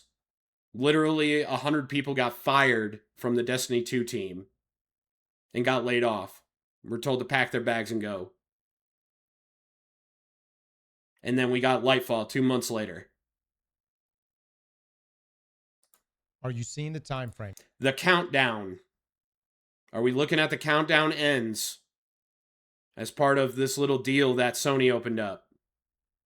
That means that Sony was wanting to tank Destiny just so that it could make a little share profit on the stock market because they were terrified of COVID. So it wasn't ego like I thought it was. They were terrified. They were terrified of COVID taking their sales with less people buying their game. So they took 1/3 of what they bought Bungie for, reinvested it in the stock market as stock market shares for the company, and then put a time clock on what they could do with their employees. Yes. That was the answer that I was looking for. That right there, what Frosty just said in Kick Chat. They downsized on purpose. They didn't shoot their subs in the foot politically. They shot themselves in the foot financially. They deliberately screwed over the team. Yes, that is the answer I was looking for. I got 2 people who play Destiny that understand what's going on here. But Lightfall was awful. Exactly, anime. Sony did this on purpose so that they can prove their market share cap on the 1/3 that they spent on Bungie. Let me prove it to you. See this? The total consideration of this acquisition, which was determined by customary working capital and other adjustments, was 510,459 million yen. $3.7 million in US dollars. Exclusive of the purchase price, committed employee incentives of the total consideration, 347,768 million yen, or 2.5 million US dollars, was allocated to the purchase consideration of this acquisition. The remaining 162,691 million yen, or $1.179 million, was mainly allocated to deferred payments to employee shareholders that are conditional upon their continuous employment and other retention initiatives. Sony literally bet against the employees and lost. Sony put out an actual bet on the stock market for the Bungie employees, and it failed because they Bungie itself ended up laying off 100 people, which means that Sony automatically got their money from this purchase, which Bungie has to pay off. It's like having an accumulated debt that Bungie had to pay off to the actual stock market. But I do know some aspects of running a company. Still hate the shady shit, though. Yep. Citizen journalism is exposing anything people knew but didn't want to prove of it happening. Yep, the guys in charge were definitely a part of the development of Concord. Yep. Because where do you think that all went? What do you think that failed, those failed stock market values went? It went straight into Sony's stock market report. They made a bet that turned out horribly, that was still a profit for them, that they could put in the piggy bank in the stock market. It was pretty much saying that Bungie may have been bought and may have been given that $3.6 million, but that $1.7 million was on a rotational clock that if something bad happened with the staff, Sony would still get that $1.7 million back in return, and it would be returned in stock market assets. So Sony is now the true bad guy to why us Guardians don't get a Destiny 3. And that proves it. Money. Jesus. The industry calls these golden handcuffs, and Sony disclosed that roughly 2/3 of that pool would pay out within the first 2 years. That structure tells you what Sony believed it was buying. Sony also booked roughly $1.4 billion of the price as goodwill. That is the accounting word for value that exists in a brand, instead of anything you can actually touch. Strip the jargon away, and 1/3 of the money was Sony purchasing a workforce on a timer. Notice how he said purchase a workforce, chat. Notice those words. And another chunk was Sony purchasing a feeling. Run that math forward. Believe there was miscommunication somewhere, but no, there wasn't. The bulk of the money What backfired? Veterans into their chairs. What backfired was the fact that Sony didn't, or Bungie did not make enough upfront capital with Destiny 2 after Witch Queen with Lightfall, that it didn't compensate for the fact that it had to pay the stock market values on the actual workers at Bungie. So their failure forced Bungie to pay that $1.7 million back into stock options for Sony, which is why we got absolutely no updates during Lightfall. Nothing new. We suffered with Lightfall for nearly a year with nothing, and this explains why we did that. It also explains why 100 people got laid off during Lightfall 2.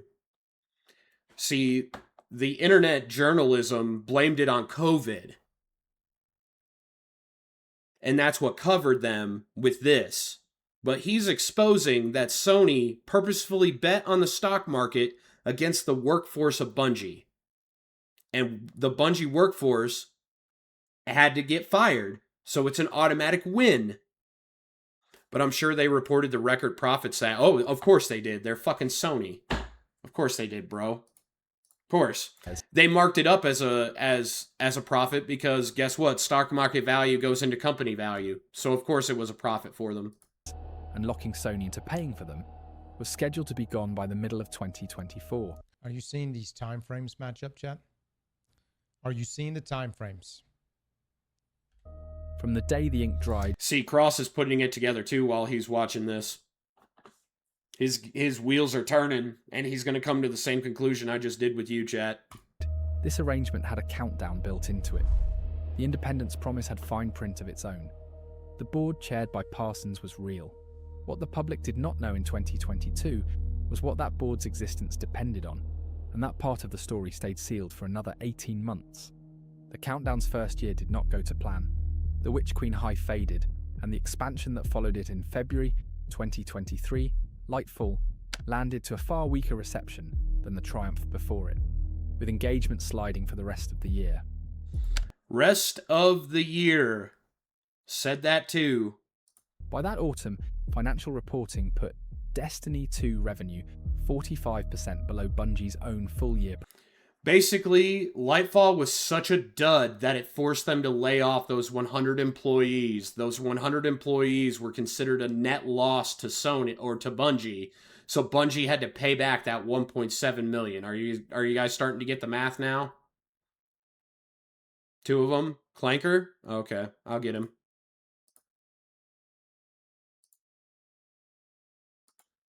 But all you Guardians, are you guys starting to get the math now? It is because Lightfall was such a colossal failure, they couldn't keep the employees, so they had to fire 100 of them. And Sony was banking on it, which is why they bet on the stock market against it. So when the workforce failed and the revenue fell below 45% in 2023, they had to start letting people go to stay above water because it was COVID. It was like the prime mid of COVID in 2023.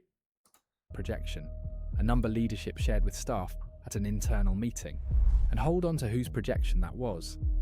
Bungie was missing targets Bungie itself had set.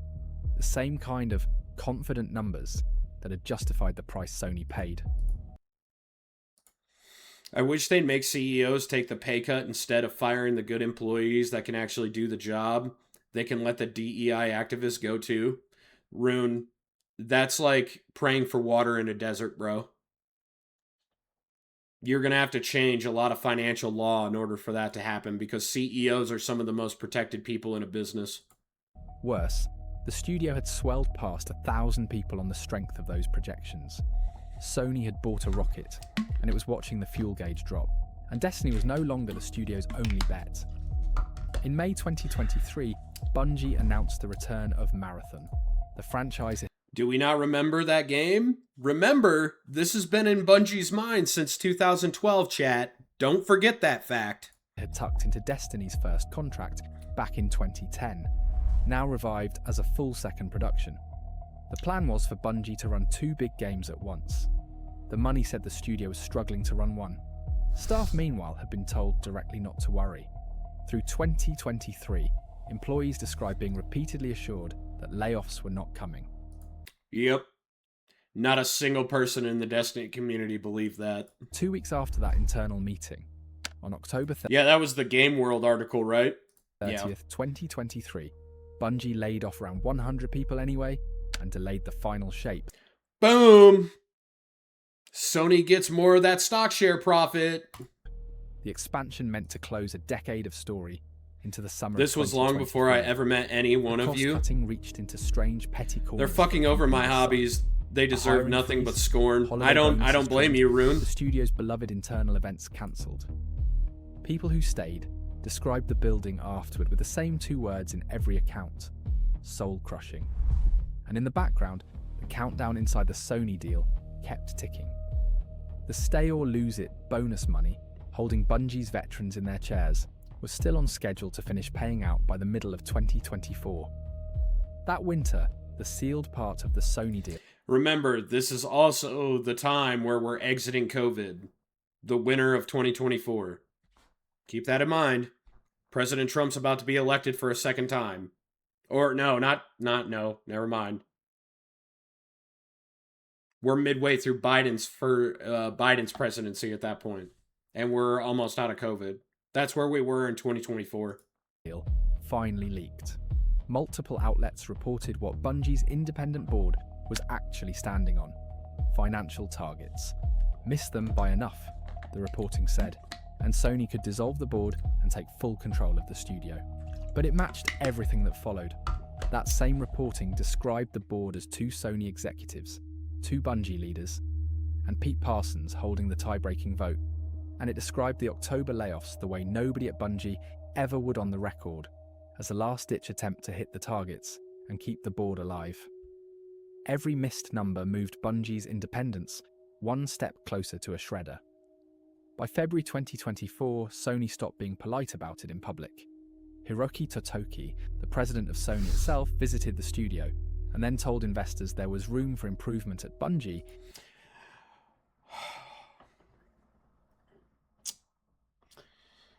If you are a Nintendo fan, this is also around the same time that Nintendo started doing its lawsuit with Palworld. And there were 2 CEOs that were up on the chopping block in gaming. It was the first time that I actually hated Sony leadership, at least when it came to the gaming side of their company. I hate this guy now, because he kept this hidden literally for 3 months. In areas such as, and this is his phrasing, the use of business expenses and accountability for development timelines. The president of one of the largest corporations on Earth does not single out a subsidiary's expense accounts in front of investors. Yep. And we're talking about a Japanese company here, chat. Which means that Sony found out about Parsons' little car collection and what he had been spending company funds on. This is where we started to hate Parsons on a very, very intricate level as a community within Destiny. This is where full-on hatred for that man started, because Sony found out that he was living the life of millionaires while he was firing 100 members of his staff that were working on his most popular title. And Sony management wasn't liking him. Unless something is very wrong. I remember those comments. Yeah, that was not good. That's not good. Nope. What makes the next part so brutal is that I dislike Bungie then Sony and delivered. Nintendo. The I don't final blame ship you, launched Vez. on I don't June like them 4th, either. 2024. The PS6 is going to be the first time in my entire life of gaming where I don't buy a Sony console. I'm literally once the PS6 comes out, I'm strictly going PC gaming. I won't buy another Sony console. And that statement right there is why I won't buy one. And it was not merely good. It scored a 92 on Metacritic, Yep. the highest mark in the franchise's entire history. Yep. You want to know why? Because it was perfect. You know that Homelander meme? It was perfect. It was so perfect. Everything worked. There were no bugs. The loot game was really great. The narrative was awesome. The voice acting was great. The music was exceptional. The raid was fucking awesome. Everything was clicking, man. Everything was awesome. And then they announced Edge of Fate, and we were like, yes! Bungie has its shit together. And it closed a 10-year story arc in a way live service games are never supposed to manage. The community's verdict was euphoric, and the old faith came roaring back. Bungie had turned it around again, and this time at the grand finale. The phrase echoing across the subreddit that June was that Bungie had cooked. The euphoria lasted only 8 weeks. At the end of July 2024, Bungie cut 7... And this is where we knew that, because not only did Bungie just announce that it was laying off another 200 employees, but they also conveniently gave a teaser trailer for Edge of Fate 2 weeks before that. I wonder why. 17% of its workforce in a single morning. The layoff you heard about at the start of this video. Everything While another Sony releases 155 also comes out on PC were nowadays folded directly anyway. into Sony. Well, by the rumor mill going around at Sony Entertainment right now, they might not be releasing some titles on PC anymore, especially after the Helldivers 2 fiasco. They want to go back to the console wars. The stories that surfaced that day were the kind that stick with you. One producer was Sony cut a is week going before back her to old maternity leave ways. was due to Yeah. begin. Oh my god, dude, I got fucking Skeletor in my head right now going double kill. God, double. And an artist Wow, he pulled out the Skeletor meme thinking about this. was cut right after a glowing performance review. Then industry reporting added the detail. So that if you want to turns play this from their sad into game, sinister. you will have to drop The $600 cuts had been for a planned console months that will before be the turned final on shape ever launched. once a year. And former staff Yeah, I said know, Bungie's anime. leadership had overstated the studio's financial prospects to Sony. One former The thing roaming around Sony right now, the rumor mill that's hit the gaming community when it comes to Sony and PlayStation in particular, is that Yukaze, who is the CEO of Sony Entertainment Branch, which heads the PlayStation, he wants the console wars to come back. He doesn't want exclusives anymore going out to Xbox or PC. If Sony Pictures and Sony Entertainment make it as a production, he doesn't want that game to be shared with other bases. That's where it's rumoring he's going to in 2027. 2026, he said, is the last year where everybody gets a piece of Sony. He said that, and I quote, like how we rate Randy Pitchford, he destroyed Duke Nukem Forever because Borderlands was more important. Yep. Pretty much, Blue. Sony is afraid of Xbox as they are working to make Steam possible on their console. Yes, Anime Lover is correct. That is the reason why the Sony PlayStation CEO wants to go back to the console wars. Because he's seeing Xbox migrate with Steam and Valve. It's scaring the ever-living piss out of him, and he doesn't know what to do because his company literally has no leads into the PC development, especially after they fucked up with Helldivers 2 and the way that went down. So, he's got to go back to the console wars to win back favor of his audience, but it's already dead. former employee put the whole acquisition He's literally putting all of his chips right now into something that the whole entire PlayStation community knows is going to die. I actually did an experiment with this to include my little brother, and I had him, a couple of my friends. The moment that I found this out, I had him, a couple of my friends, and my dad. So 5 people. I know it's an odd number, but I asked them how many people are going to be buying the PlayStation 6. My brother said no. My dad said no.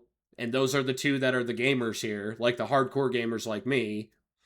My buddy said yes, because he believes with him being a casual gamer that Sony's never let him down.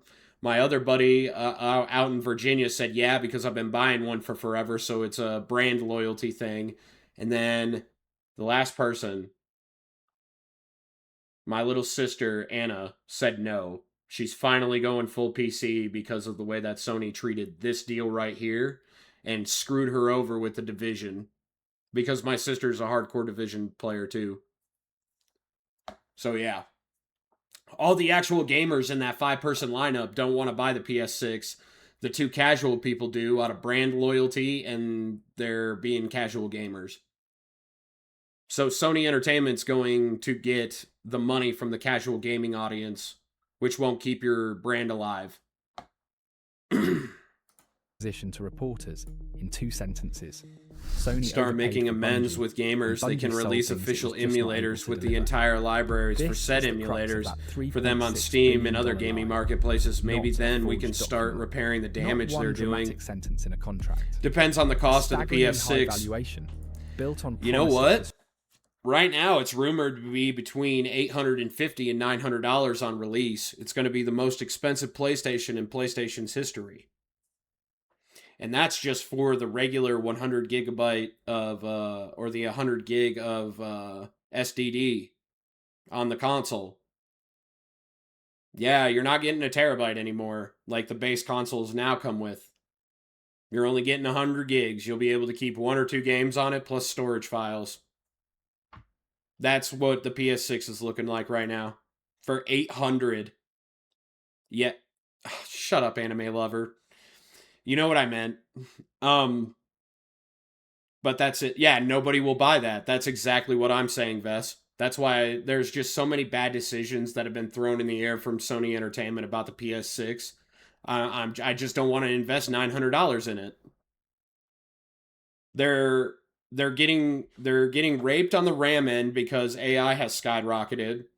NVIDIA, who powers the PS6 with graphics cards, is now seeing that RAM has gone through the roof and now making graphics cards more expensive. So Sony's thinking about making their own graphics card company so that it can integrate with the Sony PS6, and they're going to completely drop the NVIDIA contract. That's the rumor, which I believe that he will do because the head of PlayStation is just, he's an idiot right now. He's panicking. They will just use AMD. You really think that they'll go to AMD anime? Like they use all the fucking time? Yeah, that may be true, yes. But the rumor is that they're trying to start their own entire graphics card company that's going to rival NVIDIA, which I believe is a giant, which I believe, like you, is a giant thing of horse shit. I don't think that you can outpower NVIDIA right now. The studio could not keep. The final shape's 92 on Metacritic never meant anything.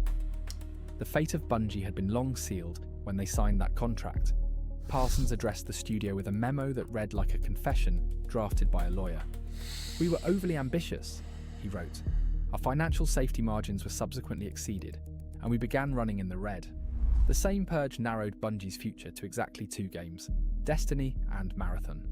Every other project in the building was shut down or handed away, and within months the media reported that Luke Smith was gone along with his cancelled new game. And to add salt to the wounds, the public then got a look at where some of the red had gone. Receipts from a collector car auction site showed an account tied to Parsons. And this is where every single person that loved Destiny 2 and loved Destiny wanted to tie this man to a chair and torture him, like by CIA playbook. Placing at least 2. This is the PC Gamer article that literally broke the internet 2 years ago, chat, at the end of COVID. There were so many people mad at Parsons for what he did, and when we found it out, he became a walking meme. He became worse than Bobby over at Activision. And nobody ever thought that anybody could take the crown of most evil bastard CEO until we figured out what Parsons did. $4 million. And I want to make this clear because I know in that thread where I shat all over Bungie, I know in that thread there were a couple people saying to blame it on Parsons. I never said I didn't blame it on Parsons at all throughout that whole entire tweet. You guys just assume that because you're thinking about politics over gaming. In winning bids on vintage cars across the post-acquisition window, Liana Ruppert, a former Bungie community manager, publicly recalled the Friday before the first layoffs, when she said Parsons stood in front of employees who could barely afford groceries and bragged about the expensive new cars he had just bought. That's why we wanted to use the CIA playbook on him. Do you guys see why now?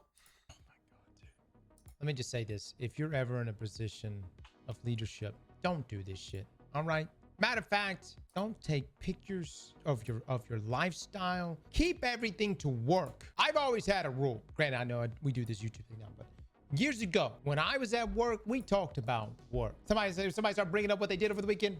That we're talking about work. My life didn't exist outside of work. I didn't share what I did outside of work. I never took pictures.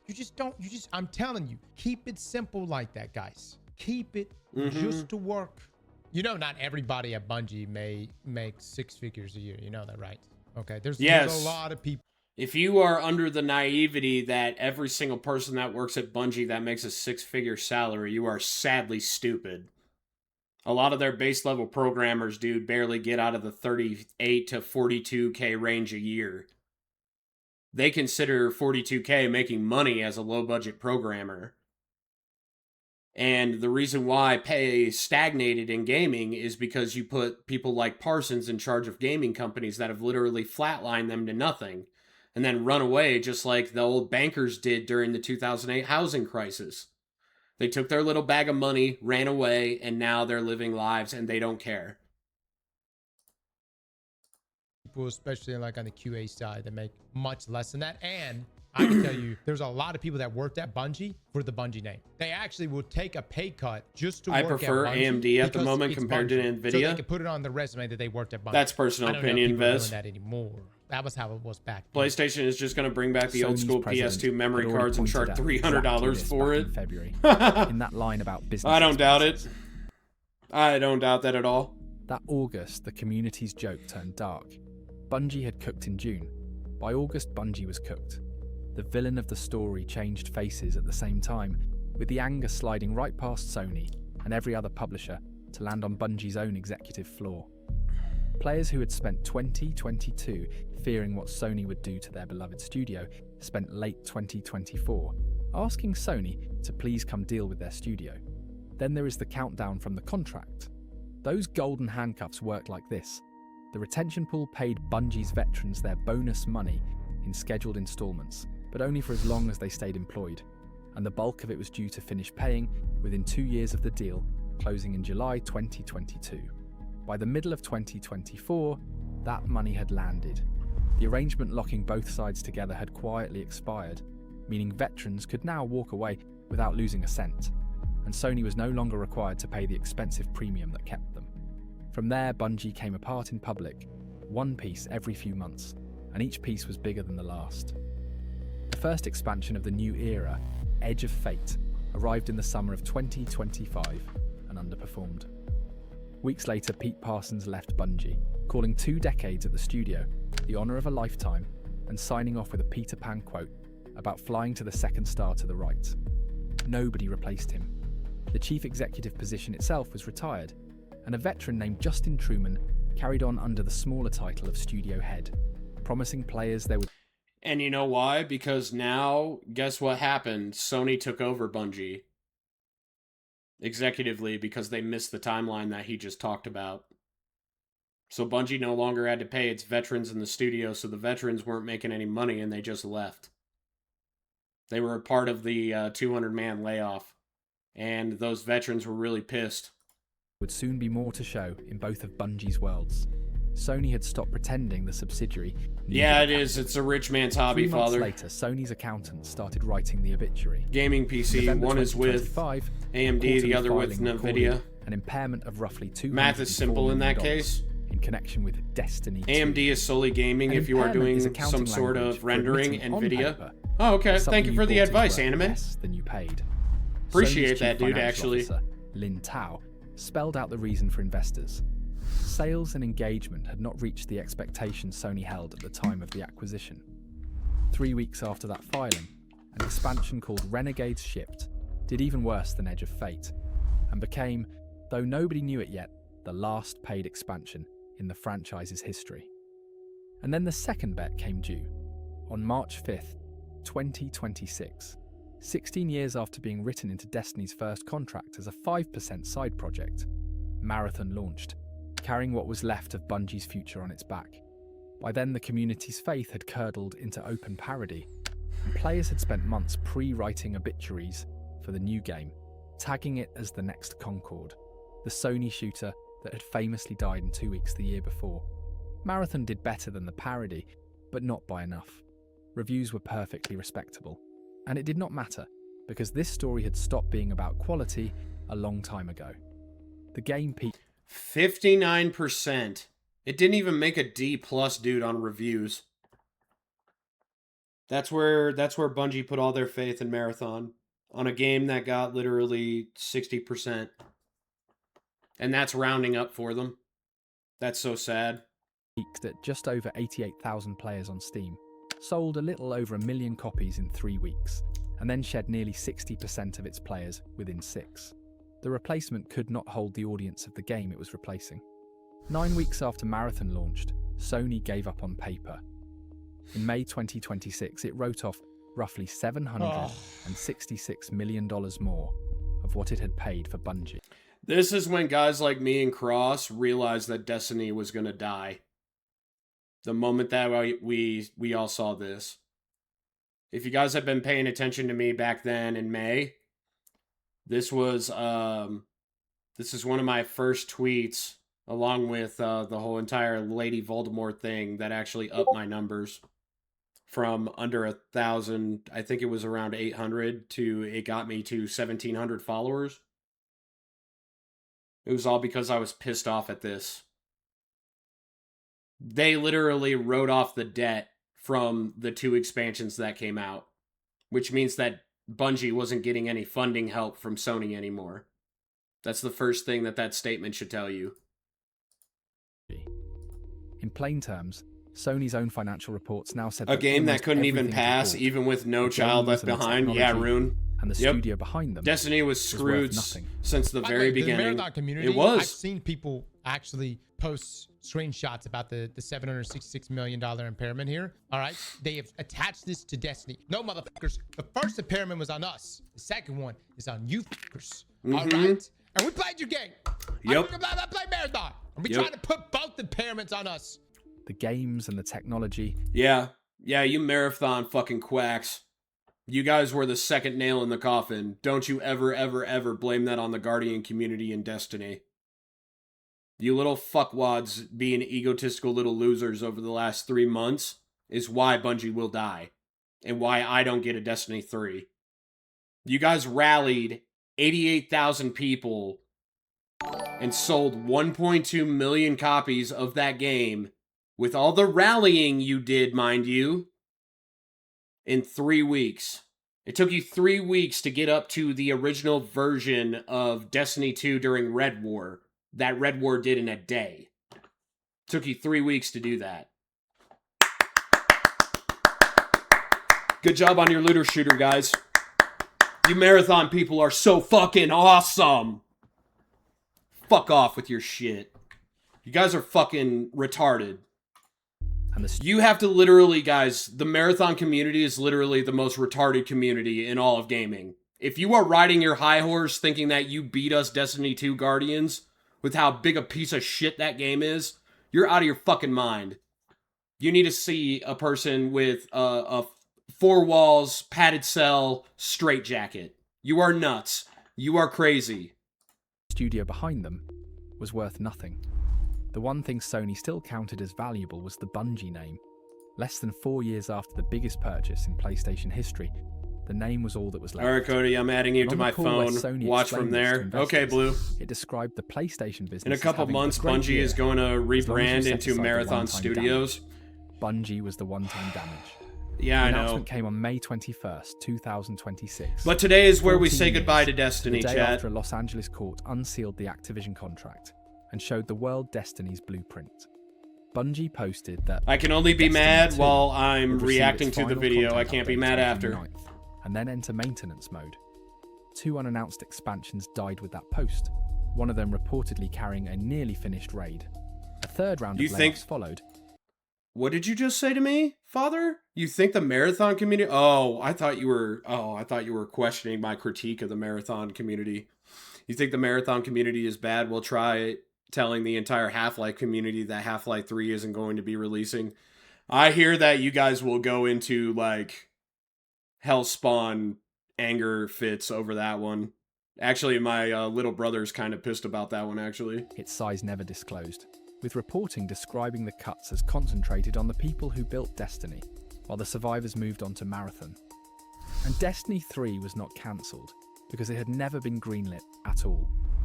Back in 2010, the contract calendar had Do you see? scheduled Did you see Cross's face?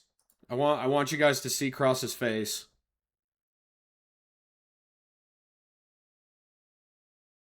Wait, where is it?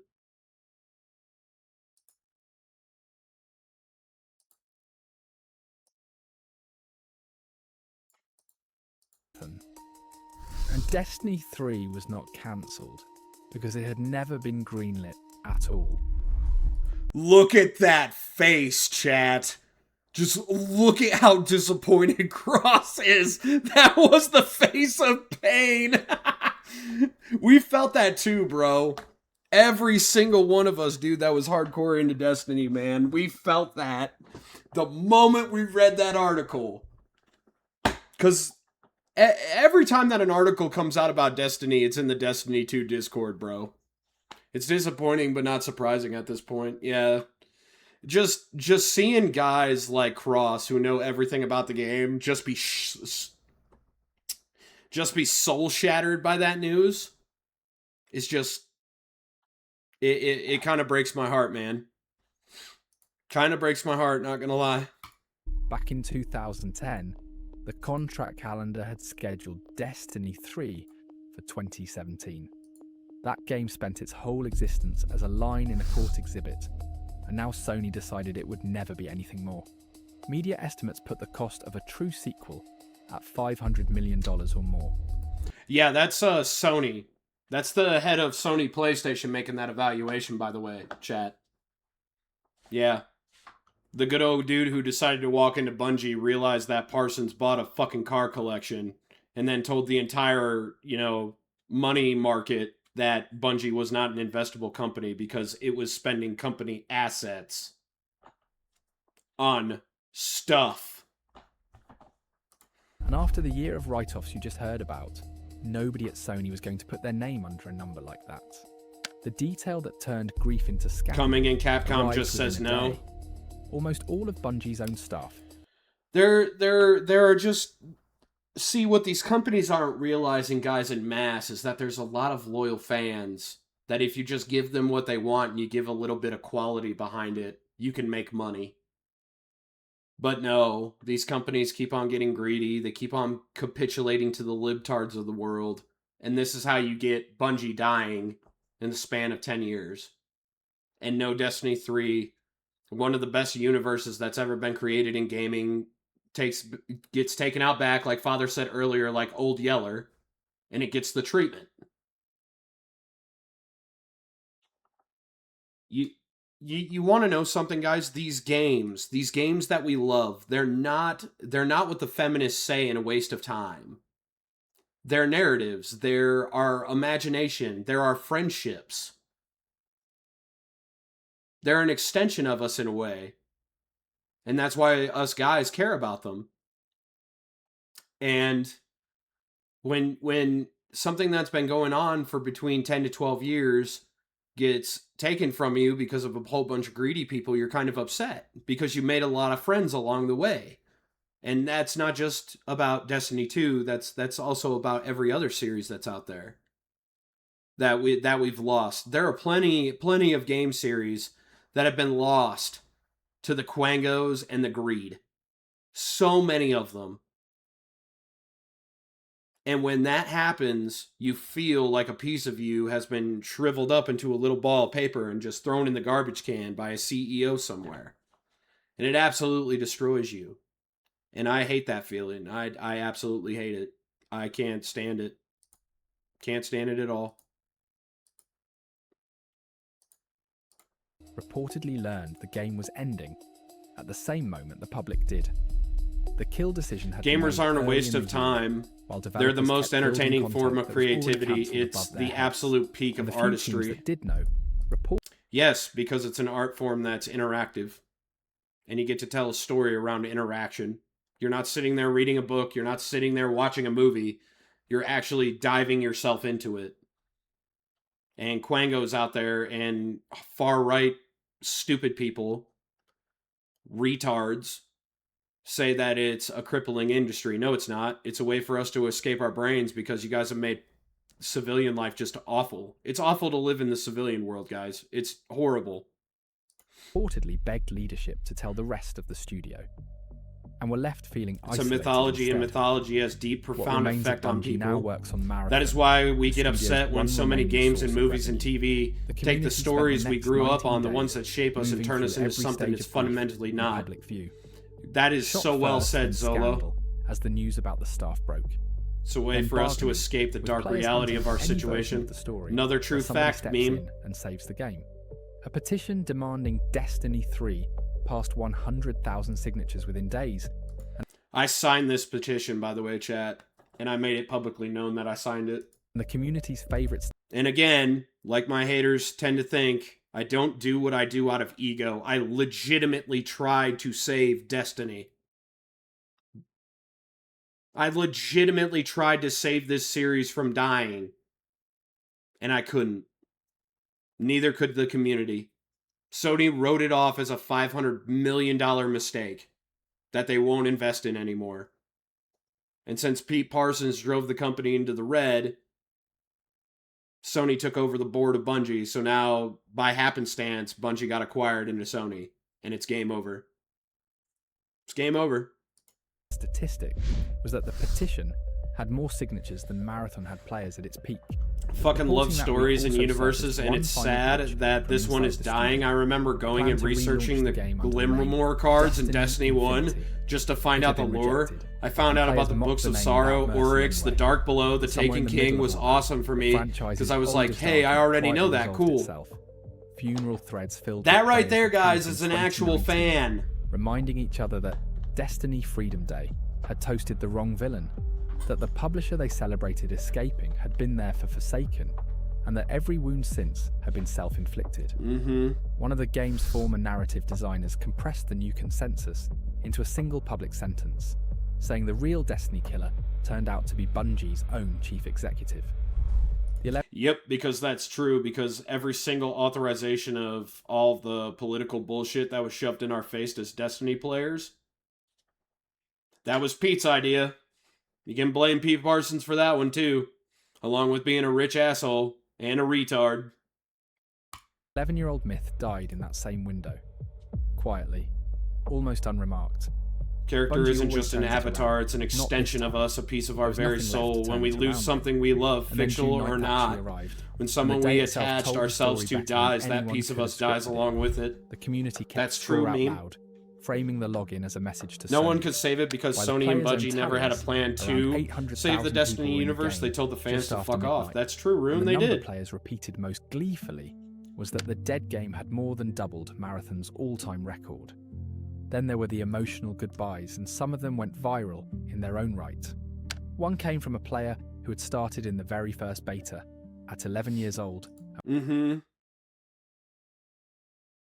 was now 23. You want to know what's really crazy? That guy's a follower of mine. Graduating college. The whole franchise mapped onto one adolescence. The biggest of them all belonged to a player who had spent 12 years in Destiny, entirely alone, no clan, no fire team, offering the game one last solo salute, and the replies filled with 10,000-hour solo players doing the same. Saying goodbye to Destiny 2 is the hardest thing I'll ever do in gaming. These are the fans that you let down, Sony. These are the people that you let down. These are the stories that they created in their lives, bro. Through all the darkness and all of the temptation that is the mortal coil, these are the people that used this platform to escape it and be a hero.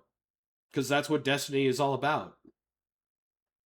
The whole entire core principle of being a guardian is that you are a hero and you're protecting humanity.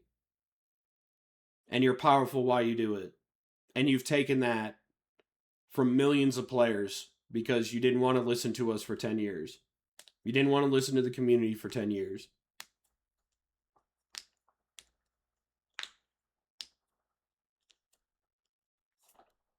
God damn it. Seeing people like me and how they've said goodbye to this game is just like crazy, dude. Oh, damn it. But I remember feeling so cool when I went and looked up into this stuff and found out crazy stuff. It is actually incredible how much they had mapped at the beginning, even though they didn't do a great job of laying it out in the main story of the first game. That's true, Hex. That's entirely true. These developers deserve to have their careers rot and never touch another game again. I 100% agree with you, Rune. And all through the final night. I can't say what I would do to Pete Parsons if we were locked in a room together. I can't say that on the internet. I'd be banned in a heartbeat. Damn, there's a dude that just played solo all these years? He never played with another guy? Not once? Damn. Veterans adopted brand new players, walking strangers through content they would never otherwise see. Looking back at it all, the strangest thing about Destiny's ending is that Destiny had already written it. Destiny's story spent its final years building toward one last villain, a being called the Witness. And what the Witness wants is simple. It is called the final shape, the whole universe pressed into one perfect, finished, unchanging form. No more death, no more change. Everything frozen exactly as it is, forever. The entire game is built as the argument against that. Your character is one of the resurrected dead, brought back to fight as many times as it takes. You fall, you come back, and you run it again. Destiny's whole loop, the thing that kept you logging in for a decade, is the cycle refusing to end. And when Bungie announced the end of the game, the farewell line it chose for the marketing was, "Every end is a new beginning." That is the game's own lore about death and rebirth. One last gentle lie to close out the big one. In June 2024, the players beat the Witness and stopped the final shape inside the game. In June 2026, Sony delivered it outside the game. The story had treated a world locked in perfect stillness as the nightmare. Sony's accounting treated it as the responsible outcome. Destiny did not get a death. It got the precise ending its own villain dreamed of. A world finished, preserved, and incapable of ever growing again. Maintenance mode is the final shape. The players defeated it in fiction, and the... Oh my God, we really are in the final. It's the final shit. It really is. God damn it. I'm realizing it too, dude, and I'm actually got tears coming down my face right now, Cross. Damn, man. Fuck. Fucking A, listening to him say it like that, dude. It's frozen in time. It's final form. There's no evolving past this point. The Witness, or at least the logic behind the Witness, won. That's owners built it for real. Yeah, Sony is the Witness, Cross. Sony's the fucking Witness. Destiny's death was 16 years in the writing. Sony's other dead shooter never even got a funeral. Concord's story is in the middle of your screen. Subscribe if you'd like to see more gaming documentaries. Big thanks to the Patreons and YouTube members that keep this channel alive. To support these handcrafted documentaries, check the links in the description. See you in the next video. That was a great video. This was a Holy really fuck, good that video. was a really Very good video. Well done. Ah, emotional damage. Look, I don't know what's gonna happen. I don't know what's gonna happen. What I do know is I'm enjoying playing Destiny right now. I think some of you are enjoying playing Destiny right now. I'm enjoying going after the new loot. I'm enjoying this final update in Destiny. Yeah, I'll probably be spamming Sony accounts on Twitter till I'm fucking 80 about a D3. Don't know if it's gonna do anything, but we're doing it.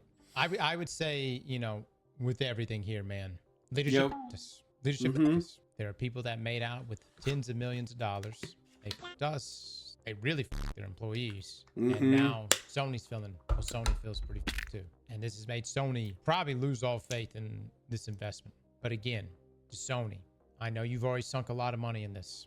Who am I to tell you how to spend your money? But the best play you can do right now would be to greenlight a D3. If you want to be more hands-on with it, be more hands-on with it. You know what I'm saying? That's fine.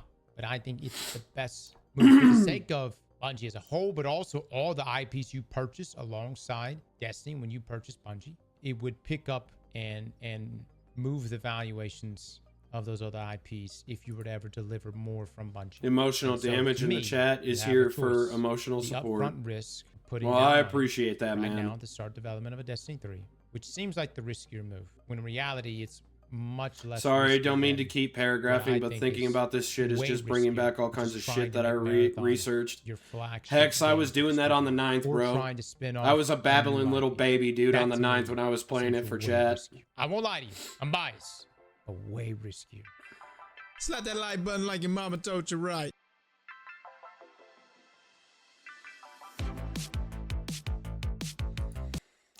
Good reaction, Cross. I absolutely love it. And the original video was right on point with everything. It was a $3.6 million lie. And all of us Destiny people, believed it. I am real quick. I'm going to give you guys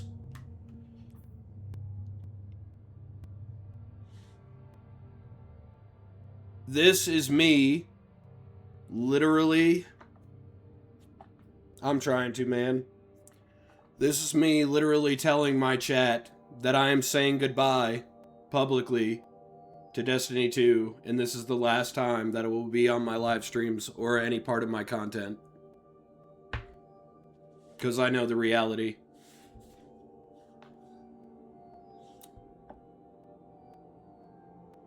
You guys won't be able to see any more of my hunter. The very thing that created most of the lore behind the very VTuber model that you see in front of you. I probably will play it very minimally over the course of my life, but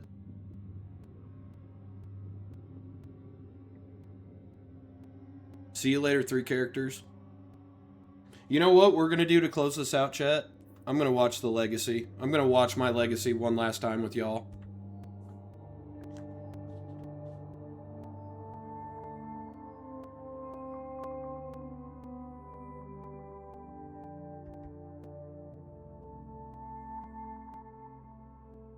Make it a donation go to play some D2. I mean, if you guys are all up there, I'm gonna move my VTuber model so that you guys can see my old team. My old team of Guardians, bro. I was the one warlock in my whole entire group.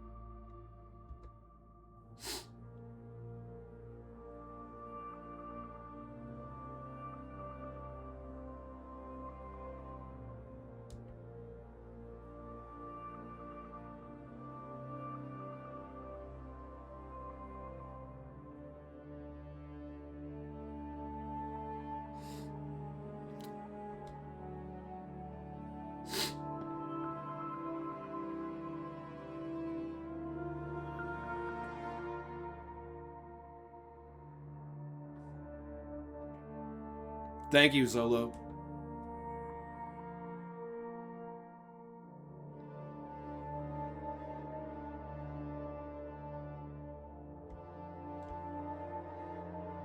God damn it. I took on the Taken King in 2015. Fuck, man.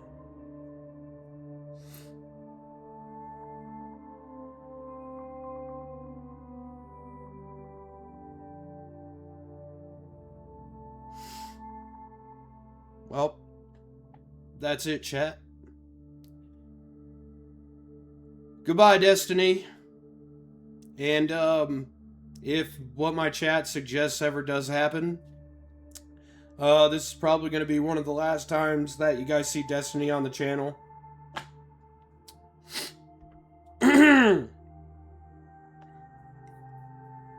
God, this sucks. Fuck. Anyway, goodbye, Destiny. You were awesome. Ups and downs, but you were awesome.